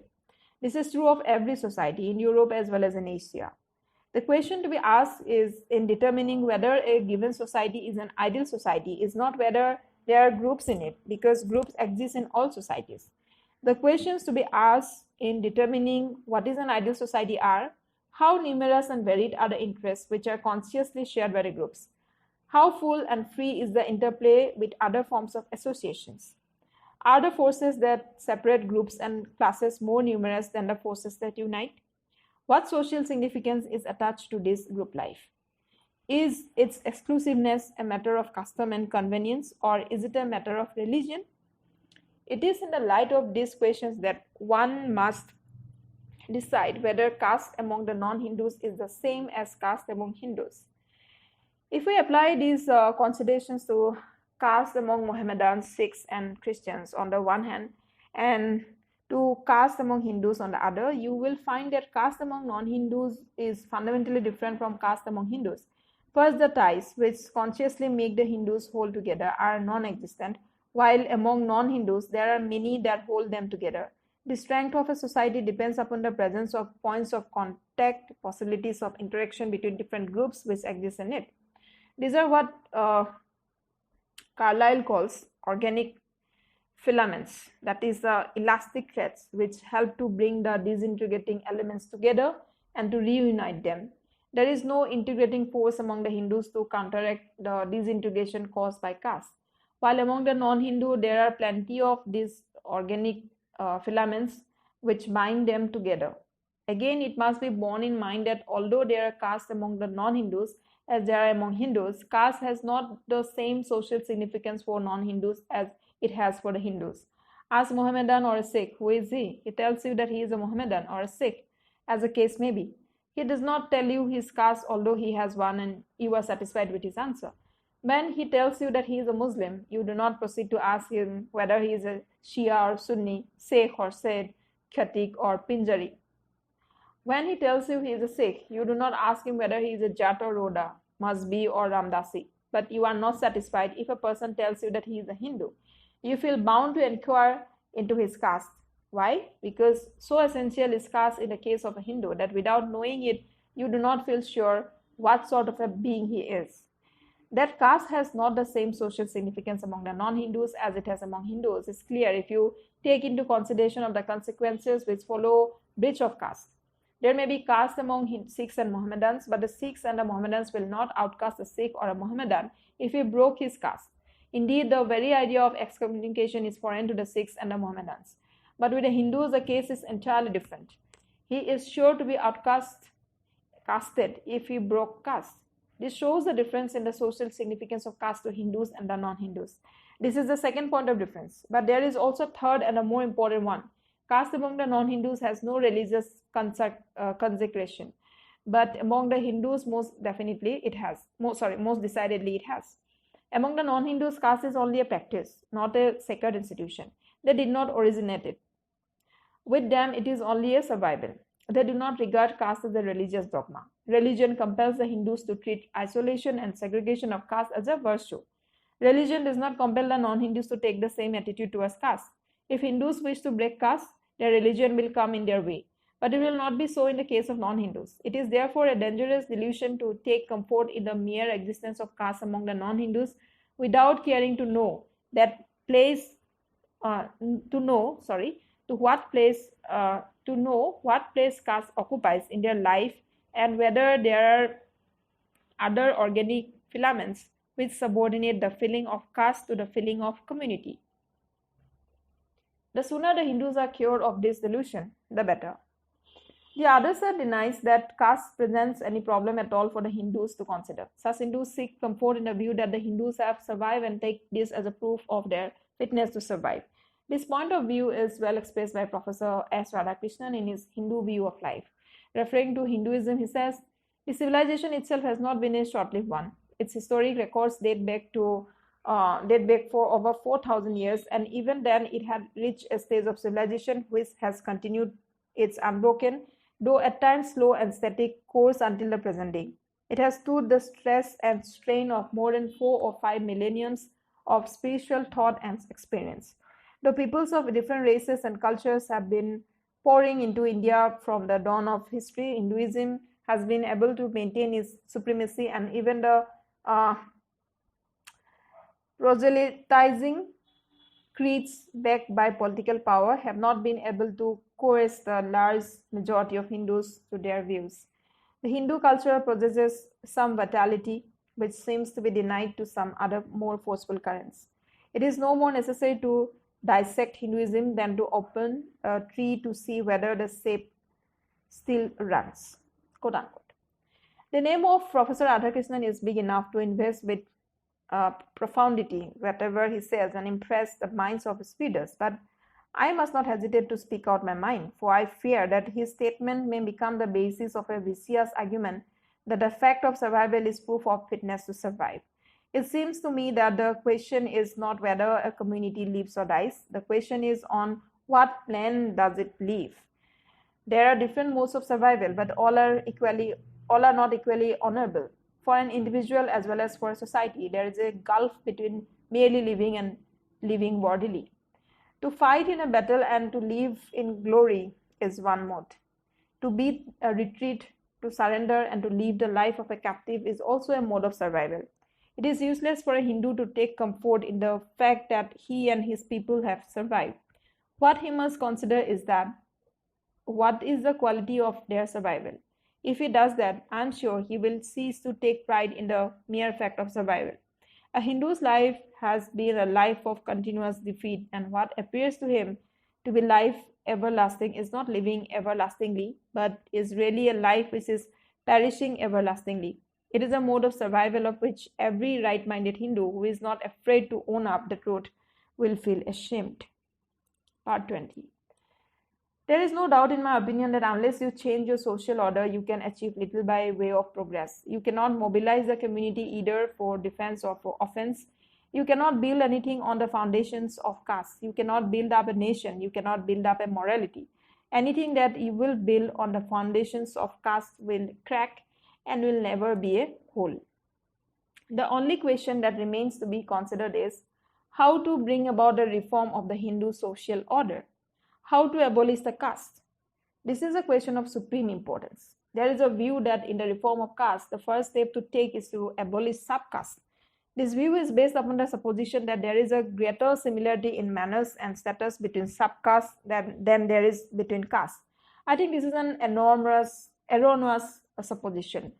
The Brahmins of northern and central India are socially of lower grade as compared with the Brahmins of the Deccan and southern India. The former are only cooks and water carriers, while the latter occupy a high social position. On the other hand, in northern India, the Vaishyas and Kshatriyas are intellectually and socially on a par with the Brahmins of the Deccan and southern India. Again, in the matter of food, there is no similarity between the Brahmins of the Deccan and southern India, who are vegetarians, and the Brahmins of Kashmir and Bengal, who are non-vegetarians. On the other hand, the Brahmins of the Deccan and southern India have more in common so far as food is concerned with such non-Brahmins as the Gujaratis, Marwaris, Banyas, and Jains. There is no doubt that from the standpoint of making the transit from one caste to another easy, the fusion of the Kshatriyas of northern India and the other non-Brahmins of southern India with the non-Brahmins of the Deccan and the Dravid country is more practicable than the fusion of the Brahmins of the south with the Brahmins of the north. But assuming that the fusion of subcaste is possible, what guarantee is there that the abolition of subcaste will necessarily lead to the abolition of caste? On the contrary, it may happen that the process may stop with the abolition of subcaste. In that case, the abolition of subcaste will only help to strengthen the caste and make them more powerful and therefore more mischievous. This remedy is therefore neither practicable nor effective and may easily prove to be a wrong remedy. Another plan of action for the abolition of caste is to begin with intercaste dinners. This also, in my opinion, is an inadequate remedy. There are many castes which allow interdining, but it is a common experience that interdining has not succeeded in killing the spirit of caste and the consciousness of caste. I am convinced that the real remedy is intermarriage. Fusion of blood can alone create the feeling of being kith and kin, and unless this feeling of kinship, of being kindred, becomes paramount, the separatist feeling, the feeling of being aliens created by caste, will not vanish. Among the Hindus, intermarriage must necessarily be a factor of greater force in social life than it need be in the life of the non-Hindus. Where society is already well knit by other ties, marriage is an ordinary incident of life. But where society cut asunder, marriage as a binding force becomes a matter of urgent necessity. The real remedy for breaking caste is intermarriage. Nothing else will serve as a solvent of caste. Your Jat-Pat Torak Mandal has adopted this line of attack. It is a direct and frontal attack, and I congratulate you upon a correct diagnosis and more upon your having shown the courage to tell the Hindus what is really wrong with them. Political tyranny is nothing compared to social tyranny, and a reformer who defies society is a much more courageous man than a politician who defies government. You are right in holding that caste will cease to be an operative force only when the interdining and intermarriage have become matters of common course. You have located the source of the disease, but is your prescription the right prescription for the disease? Ask yourself this question. Why is it that a large majority of Hindus do not interdine and do not intermarry? Why is it that your cause is not popular? There can be only one answer to this question, and it is that interdining and intermarriage are repugnant to the beliefs and dogmas which the Hindus regard as sacred. Caste is not a physical object like a wall of bricks or a line of barbed wire, which prevents the Hindus from commingling and which has therefore to be pulled down. Caste is a notion, it is a state of mind. The destruction of caste does not therefore mean the destruction of a physical barrier. It means a national change. Caste may be bad, caste may lead to conduct so gross as to be called man's inhumanity to man. All the same, it must be recognized that the Hindus observe caste not because they are inhuman or wrong-headed. They observe caste because they are deeply religious. People are not wrong in observing caste. In my view, what is wrong is their religion, which has inculcated this notion of caste. If this is correct, then obviously the enemy you must grapple with is not the people who observe caste, but the Shastras, which teach them that this religion of caste. Criticizing and ridiculing people for not interdining or intermarrying or occasionally holding intercaste dinners and celebrating intercaste marriages is a futile method of achieving the desired end. The real remedy is to destroy the belief in the sanctity of the Shastras. How do you expect to succeed if you allow the Shastras to continue to mold the beliefs and opinions of the people? Not to question the authority of the Shastras, to permit the people to believe in their sanctity and their sanctions, and to blame them and to criticize them for their acts as being irrational and inhuman is an incongruous way of carrying on social reform.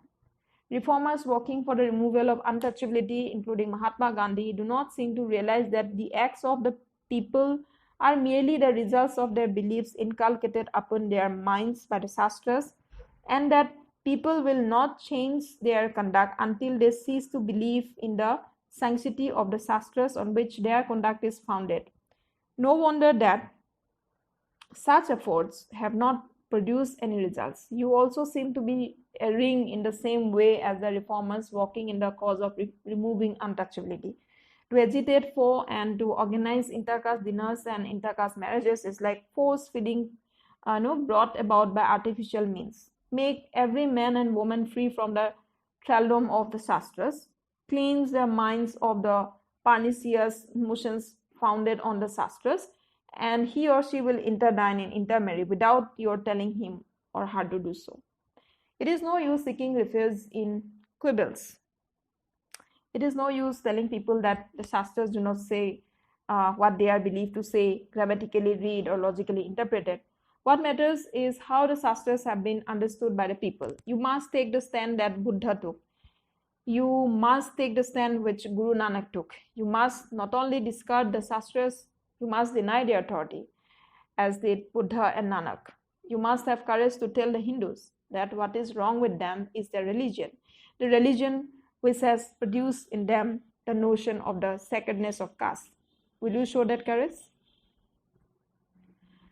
What are your chances of success? Social reforms fall into different spaces. There is a species of reform which does not relate to the religious notion of people but is purely secular in character. There is also a species of reform which relates to the religious notions of people. Of such a species of reform, there are two varieties. In one, the reform accords with the principles of the religion and merely invites people who have departed from it to revert to them and to follow them. The second is a reform which not only touches the religious principles but is diametrically opposed to those principles and invites people to depart from and to discard their authority and to act contrary to those principles. Caste is the natural outcome of certain religious beliefs which have the sanction of the Shastras, which are believed to contain the command of divinely inspired sages who were endowed with a supernatural wisdom and whose commands therefore cannot be disobeyed without committing sin. The destruction of caste is a reform which falls under the third category. To ask people to give up caste is to ask them to go contrary to their fundamental religious notions. It is obvious that the first and second species of reform are easy, but the third is a stupendous task, well nigh impossible. The Hindus hold to the sacredness of the social order. Caste has a divine basis. You must therefore destroy the sacredness and divinity with which caste has become invested. In the last analysis, this means you must destroy the authority of the Shastras and the Vedas. I have emphasized this question of the ways and means of destroying caste because I think that knowing the proper ways and means is more important than knowing the ideal. If you do not know the real ways and means, all your shots are sure to be misfires. If my analysis is correct, then your task is Herculean. You alone can say whether you are capable of achieving it. Speaking for myself, I see the task to be well nigh impossible. Perhaps you would like to know why I think so.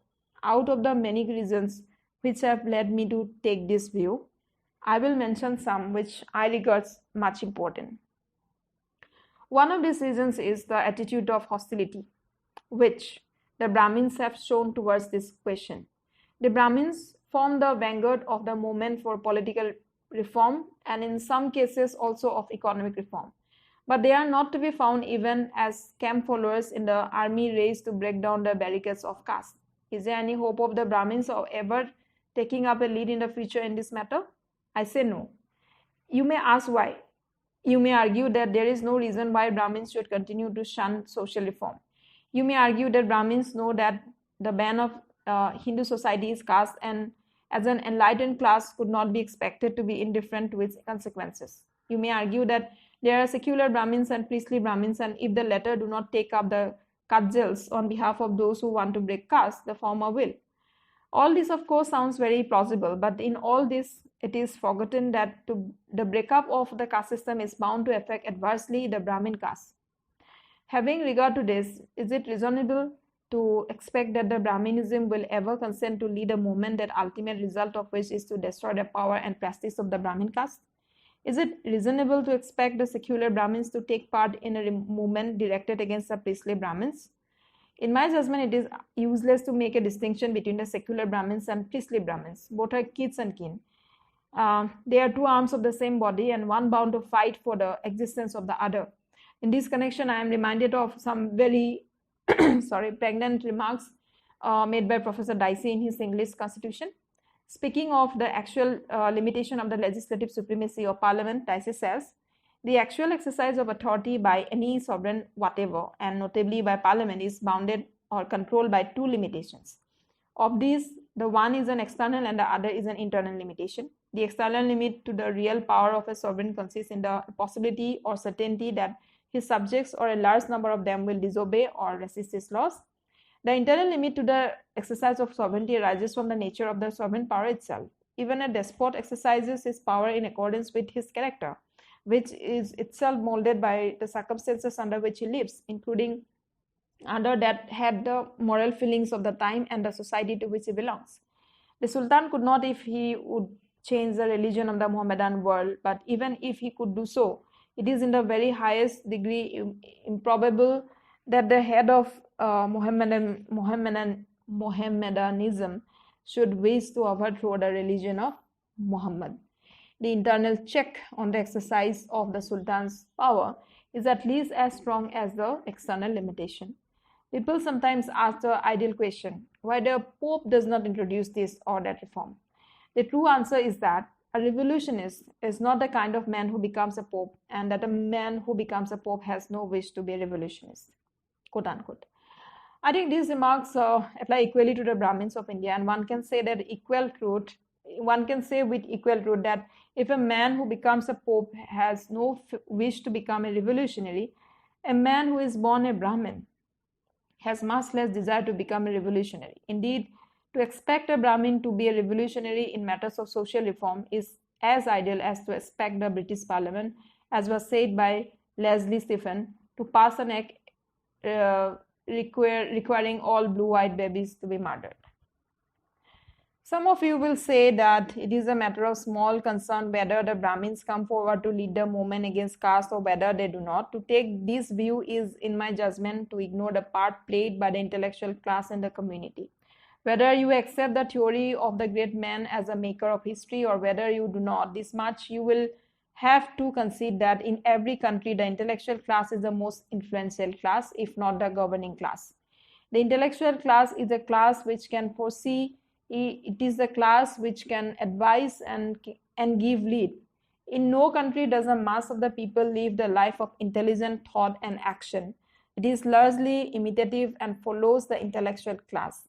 There is no exaggeration in saying that the entire destiny of a country depends upon its intellectual class. If the intellectual class is honest, independent, and disinterested, it can be trusted to take the initiative and give a proper lead when a crisis arises. It is true that intellectual by itself is no virtue. It is only a means, and the use of means depends upon the ends which an intellectual person pursues. An intellectual man can be a good man, but he can easily be a rogue.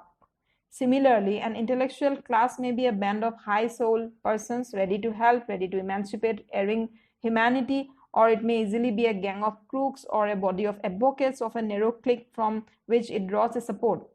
You may think it is a pity that the intellectual class in India is simply another name for the Brahmin caste. You may regret that the two are one, that the existence of the intellectual class should be bound with one single caste, that this intellectual class should share the interests and the aspirations of that Brahmin caste, which has regarded itself the custodian of the interests of that caste rather than the interests of the country. All this may be very regrettable, but the fact remains that the Brahmins form the intellectual class of the Hindus. It is not only the intellectual class, but it is a class which is held in great reverence by the rest of the Hindus. The Hindus are taught that the Brahmins are Bhudevas, gods of art, Varnanam Brahmana, Guru. The Hindus are taught that the Brahmins alone can be their teachers.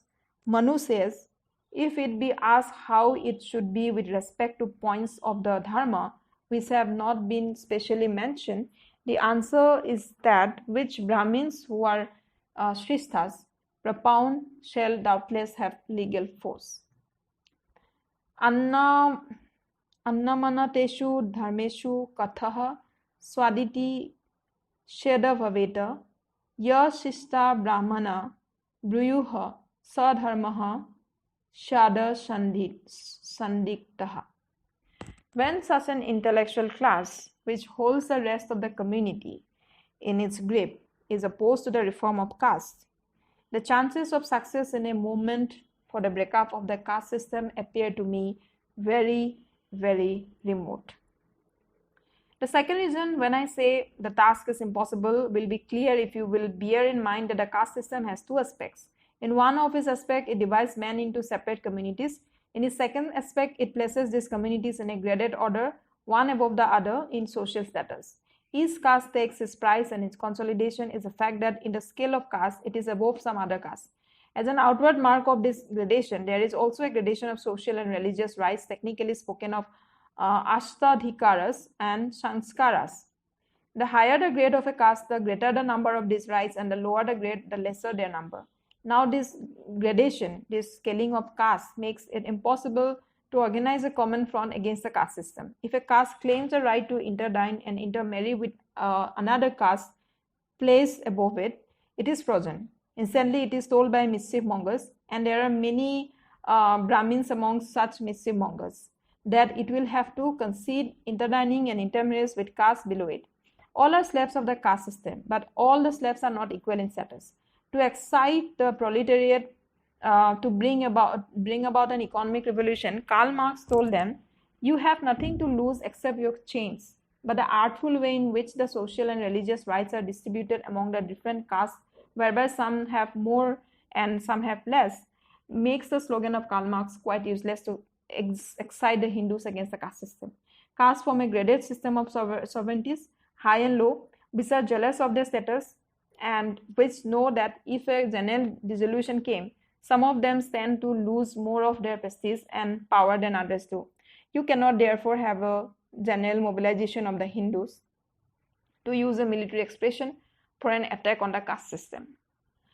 Can you appeal to reason and ask the Hindus to discard caste as being contrary to reason? That raises a question.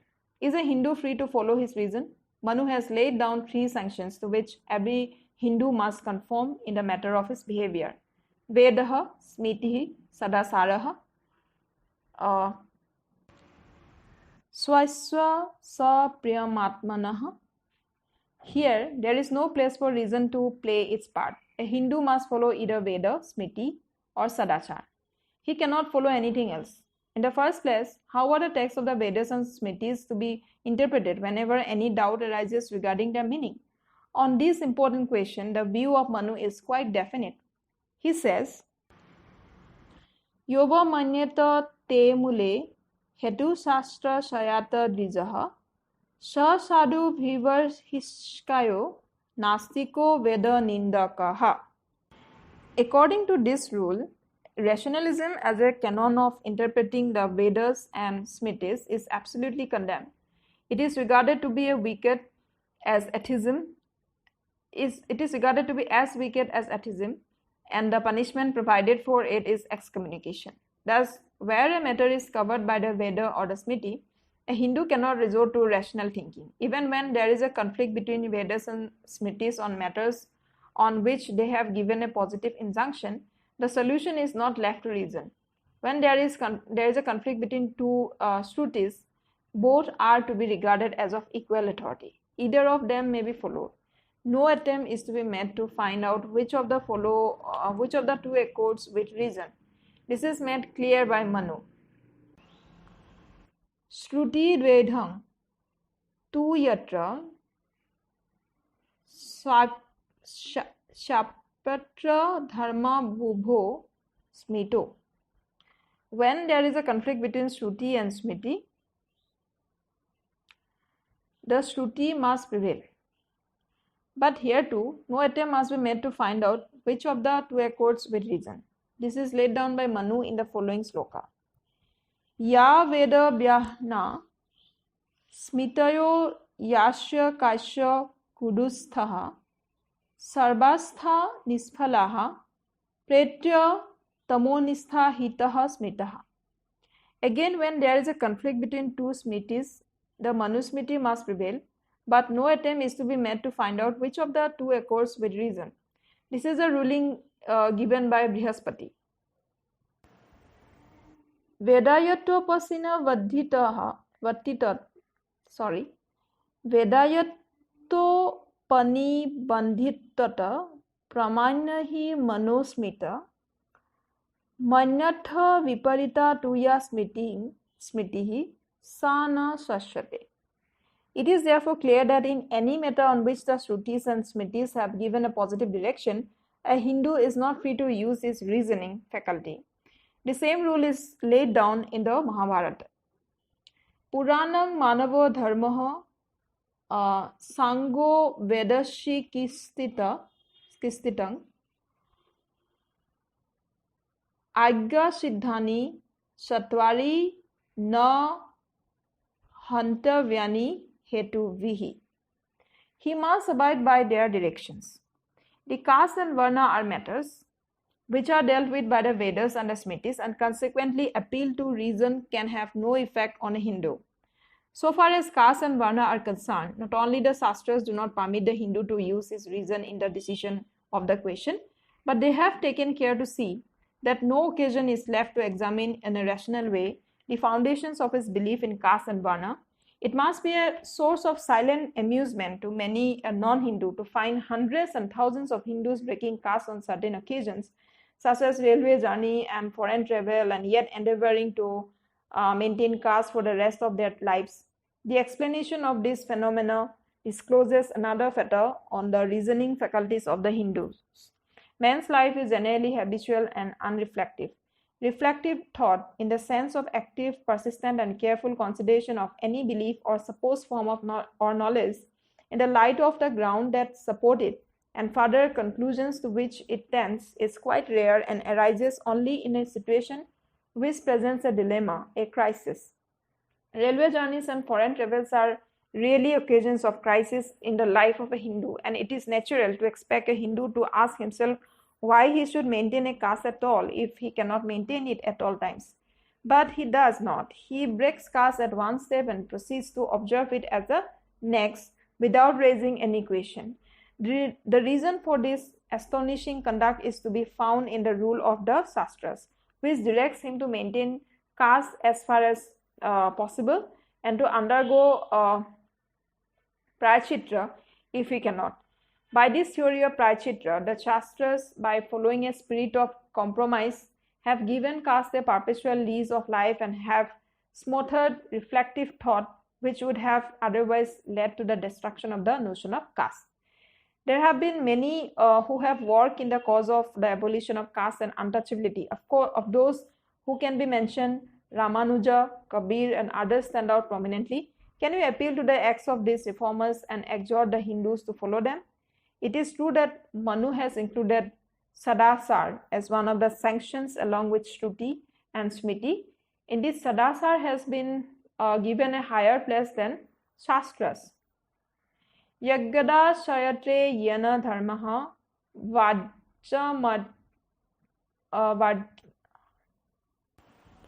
Vadharmarme Baba Deshashaya Saranam Nityang Saritrang Tadhi Kirtitam. According to this, Sadasar, whether it is dharmya or adharma, in accordance with Shastras or contrary to Shastras, must be followed. But what is the meaning of Sadasar? If anyone were to suppose that Sadasar means right or good acts, that is, acts of good or righteous men, he would find himself greatly mistaken. Sadasar does not means good acts or acts of good men. It means ancient custom of good or bad. The following verse makes this clear. Yasmin deso ya asaraha parang parya kramagataha varnanang kil sarvesha sa sadasar uchyate. As though to warn people against the view that Sadasar means good acts or acts of good men, and fearing that people might understand it that way and follow the acts of good men, the Smritis have commanded the Hindus in unmistakable terms not to follow even gods in their good deeds if they are contrary to Shruti, Smriti, and Sadasar. This may sound to be most extraordinary, most perverse, but the fact remains that Na Deva Saritang Sarit is an injunction issued to the Hindus by their Shastras. Reason and morality are the two most powerful weapons. Reason and morality are the two most powerful weapons in the armory of a reformer. To deprive him of the use of these weapons is to disable him for action. How are you going to break up caste if people are not free to consider whether it accords with reason? How are you going to break up caste if people are not free to consider whether it accords with morality? The wall built around caste is impregnable, and the material of which it is built contains none of the combustible stuff of reason and morality. Add to this the fact that inside this wall stands the army of Brahmins who form the intellectual class, Brahmins who are the natural leaders of the Hindus, Brahmins who are there not as mere mercenary soldiers but as an army fighting for its homeland, and you will get an idea why I think the breaking up of caste amongst the Hindus is well nigh impossible.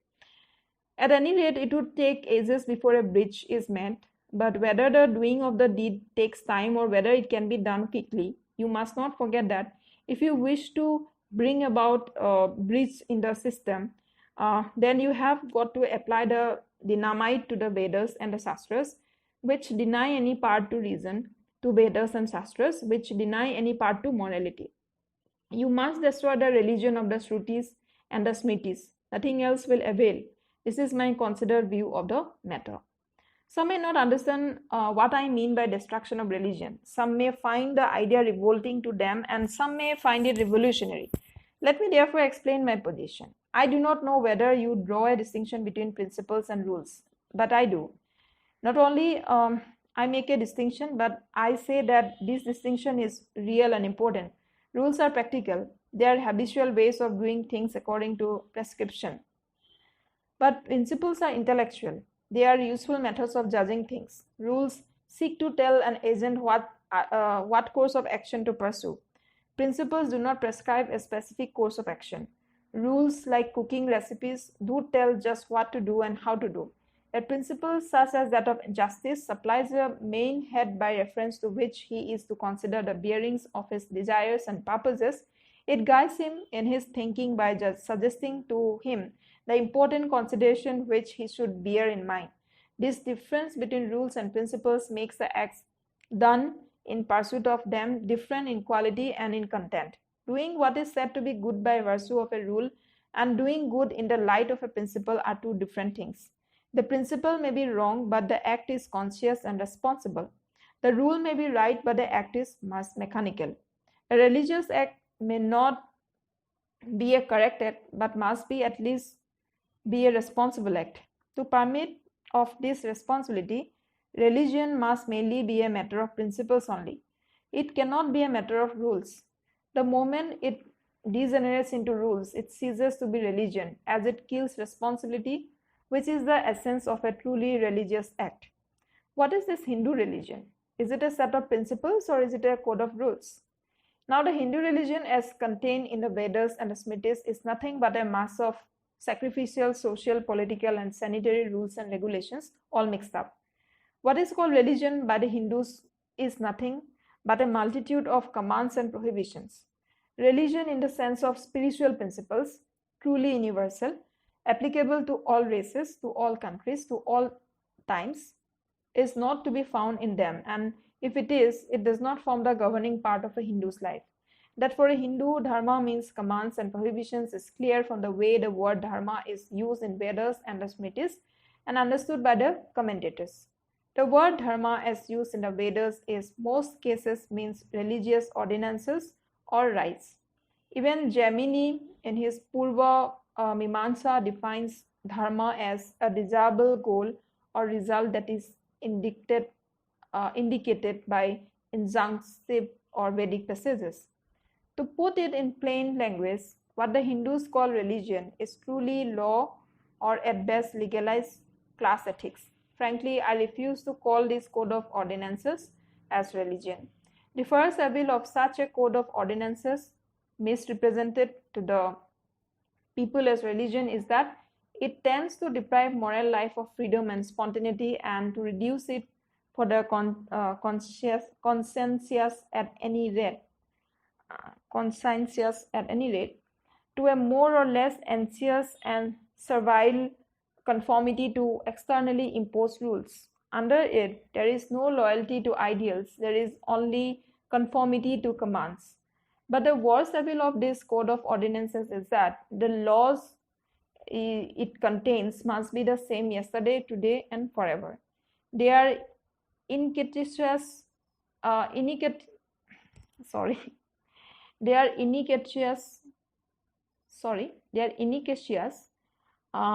in that they are not the same for one class as for another. But this iniquity is made perpetual in that they are prescribed to be the same for all generations.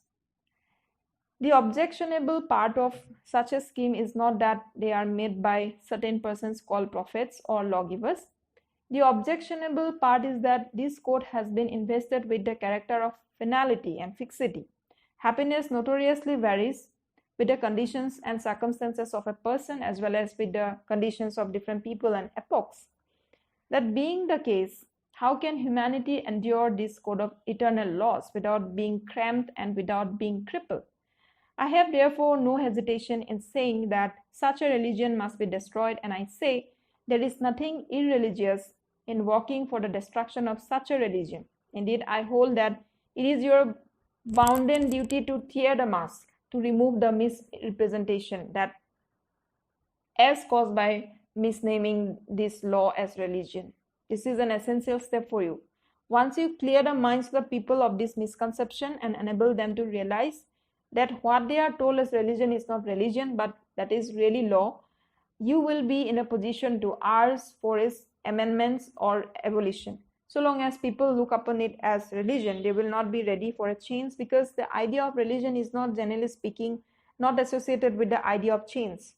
But the idea of law is associated with the idea of change, and when people come to know that what is called religion is really law, old and archaic, they will be ready for a change, for people know and accept that law can be changed.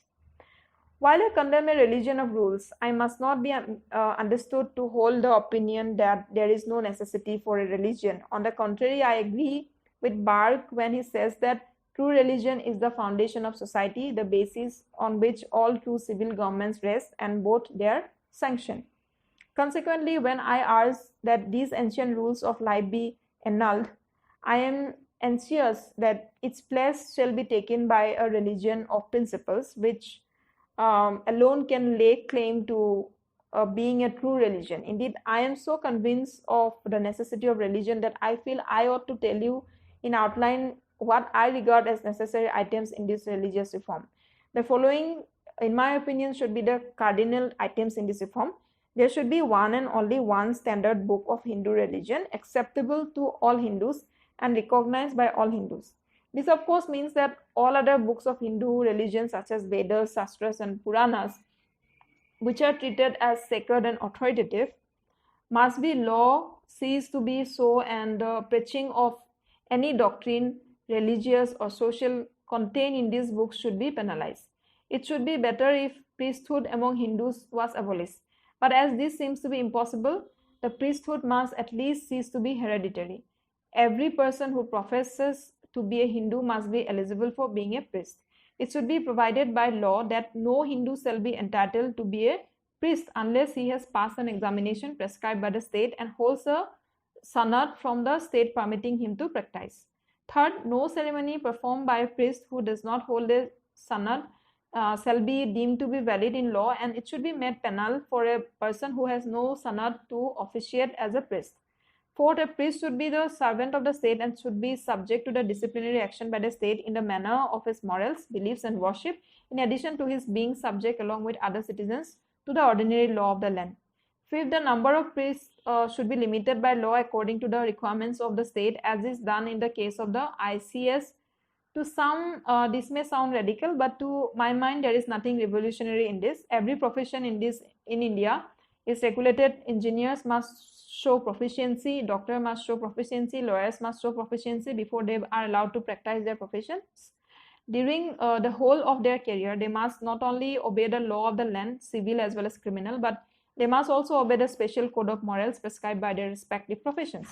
The priest is the only profession where proficiency is not required. The profession of a Hindu priest is the only profession which is not subject to any code. Mentally, a priest may be an idiot. Physically, a priest may be suffering from a foul disease such as syphilis or gonorrhea. Morally, he may be a wreck, but he is fit to officiate at solemn ceremonies, to enter the sanctorum of a Hindu temple and worship the Hindu god. All this becomes possible among the Hindus because for a priest it is enough to be born in a priestly caste. The whole thing is abominable and is due to the fact that the priestly class among Hindus is subject neither to law nor to morality. It recognizes no duties. It knows only the rights and privileges. It is a pest which divinity seems to have let loose on the masses for their mental and moral degradation. The priestly class must be brought under control by some such legislation as I have outlined above. It will prevent it from doing mischief and from misguiding people.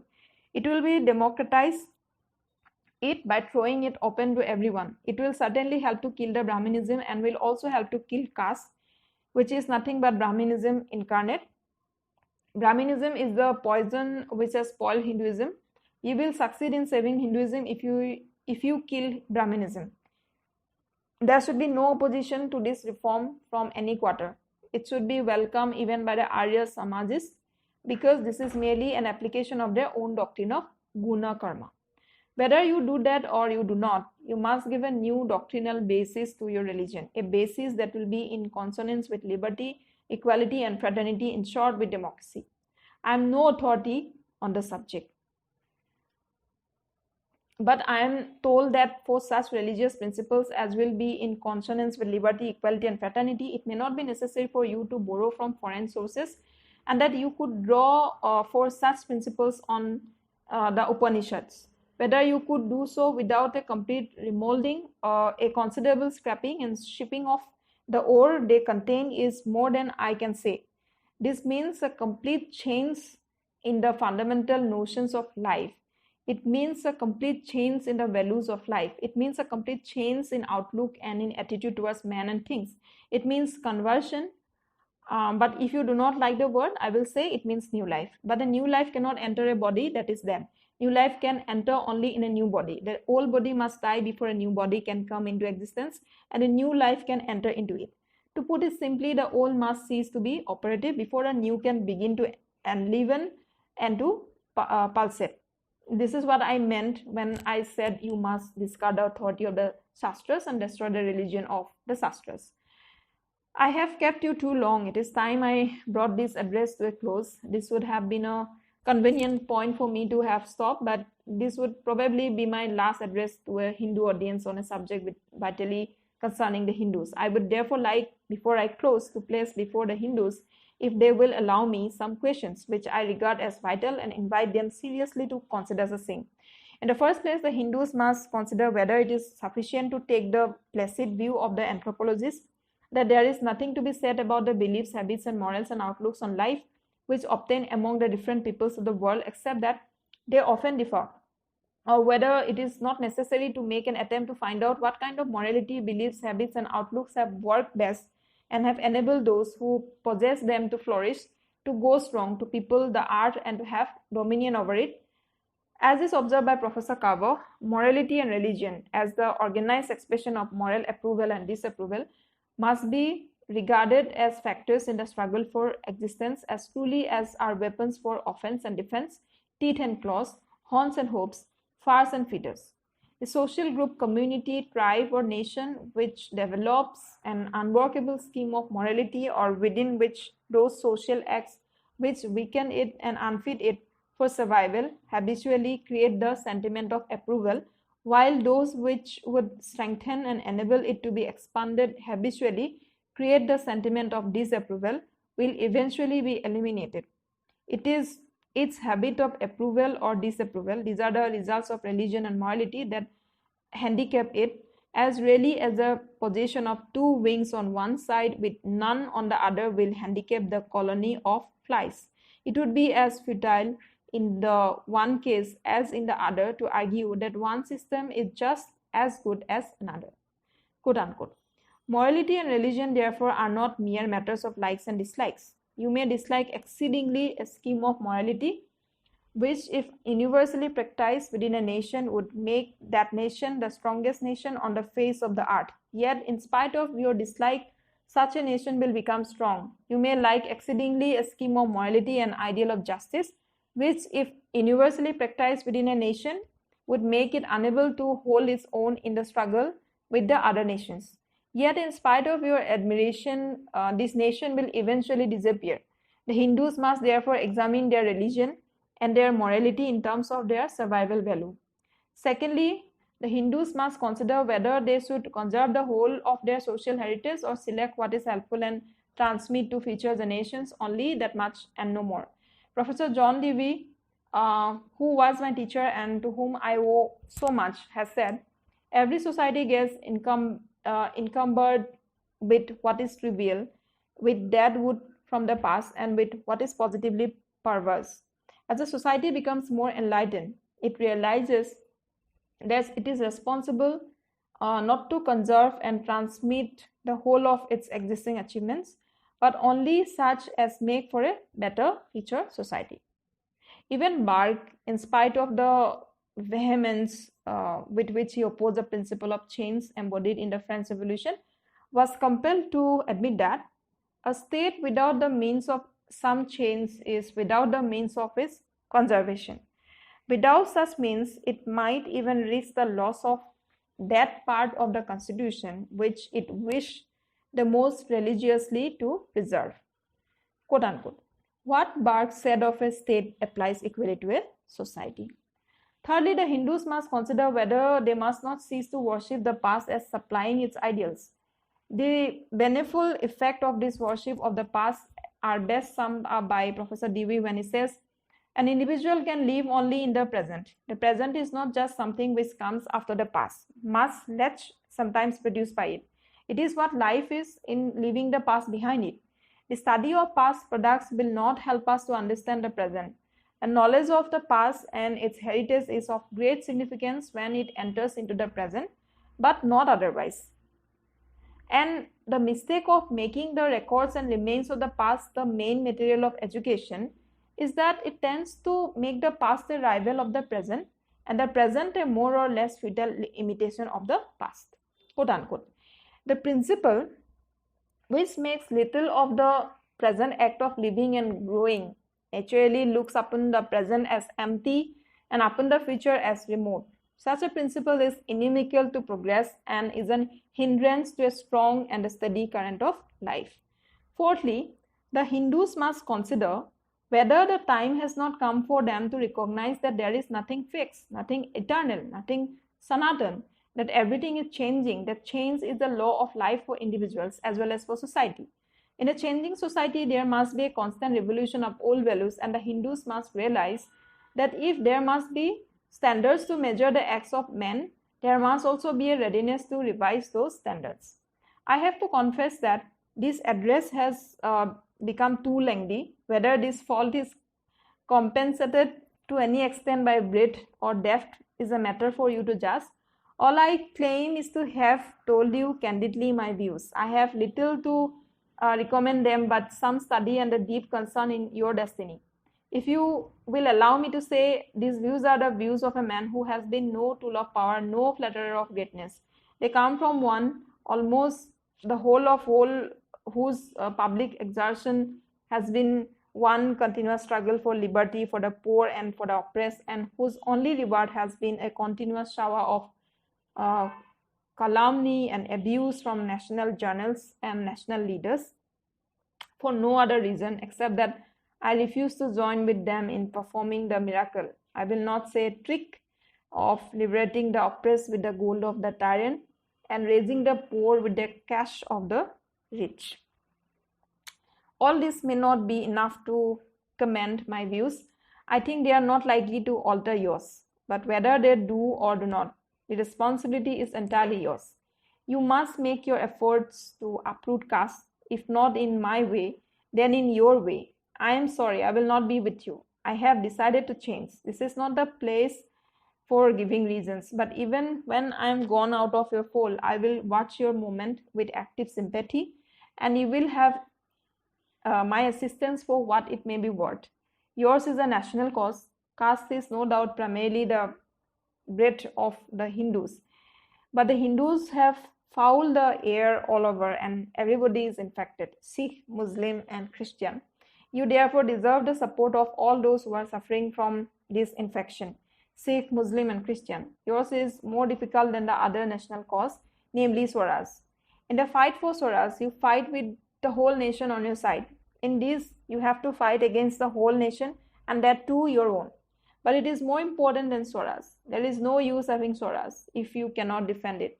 More important than the question of defending Swaraj is the question of defending the Hindus under the Swaraj. In my opinion, only when the Hindu society becomes a casteless society that it can hope to have strength enough to defend itself. Without such internal strength, Swaraj for Hindus may turn out to be only a step towards slavery. Goodbye and good wishes for your success. So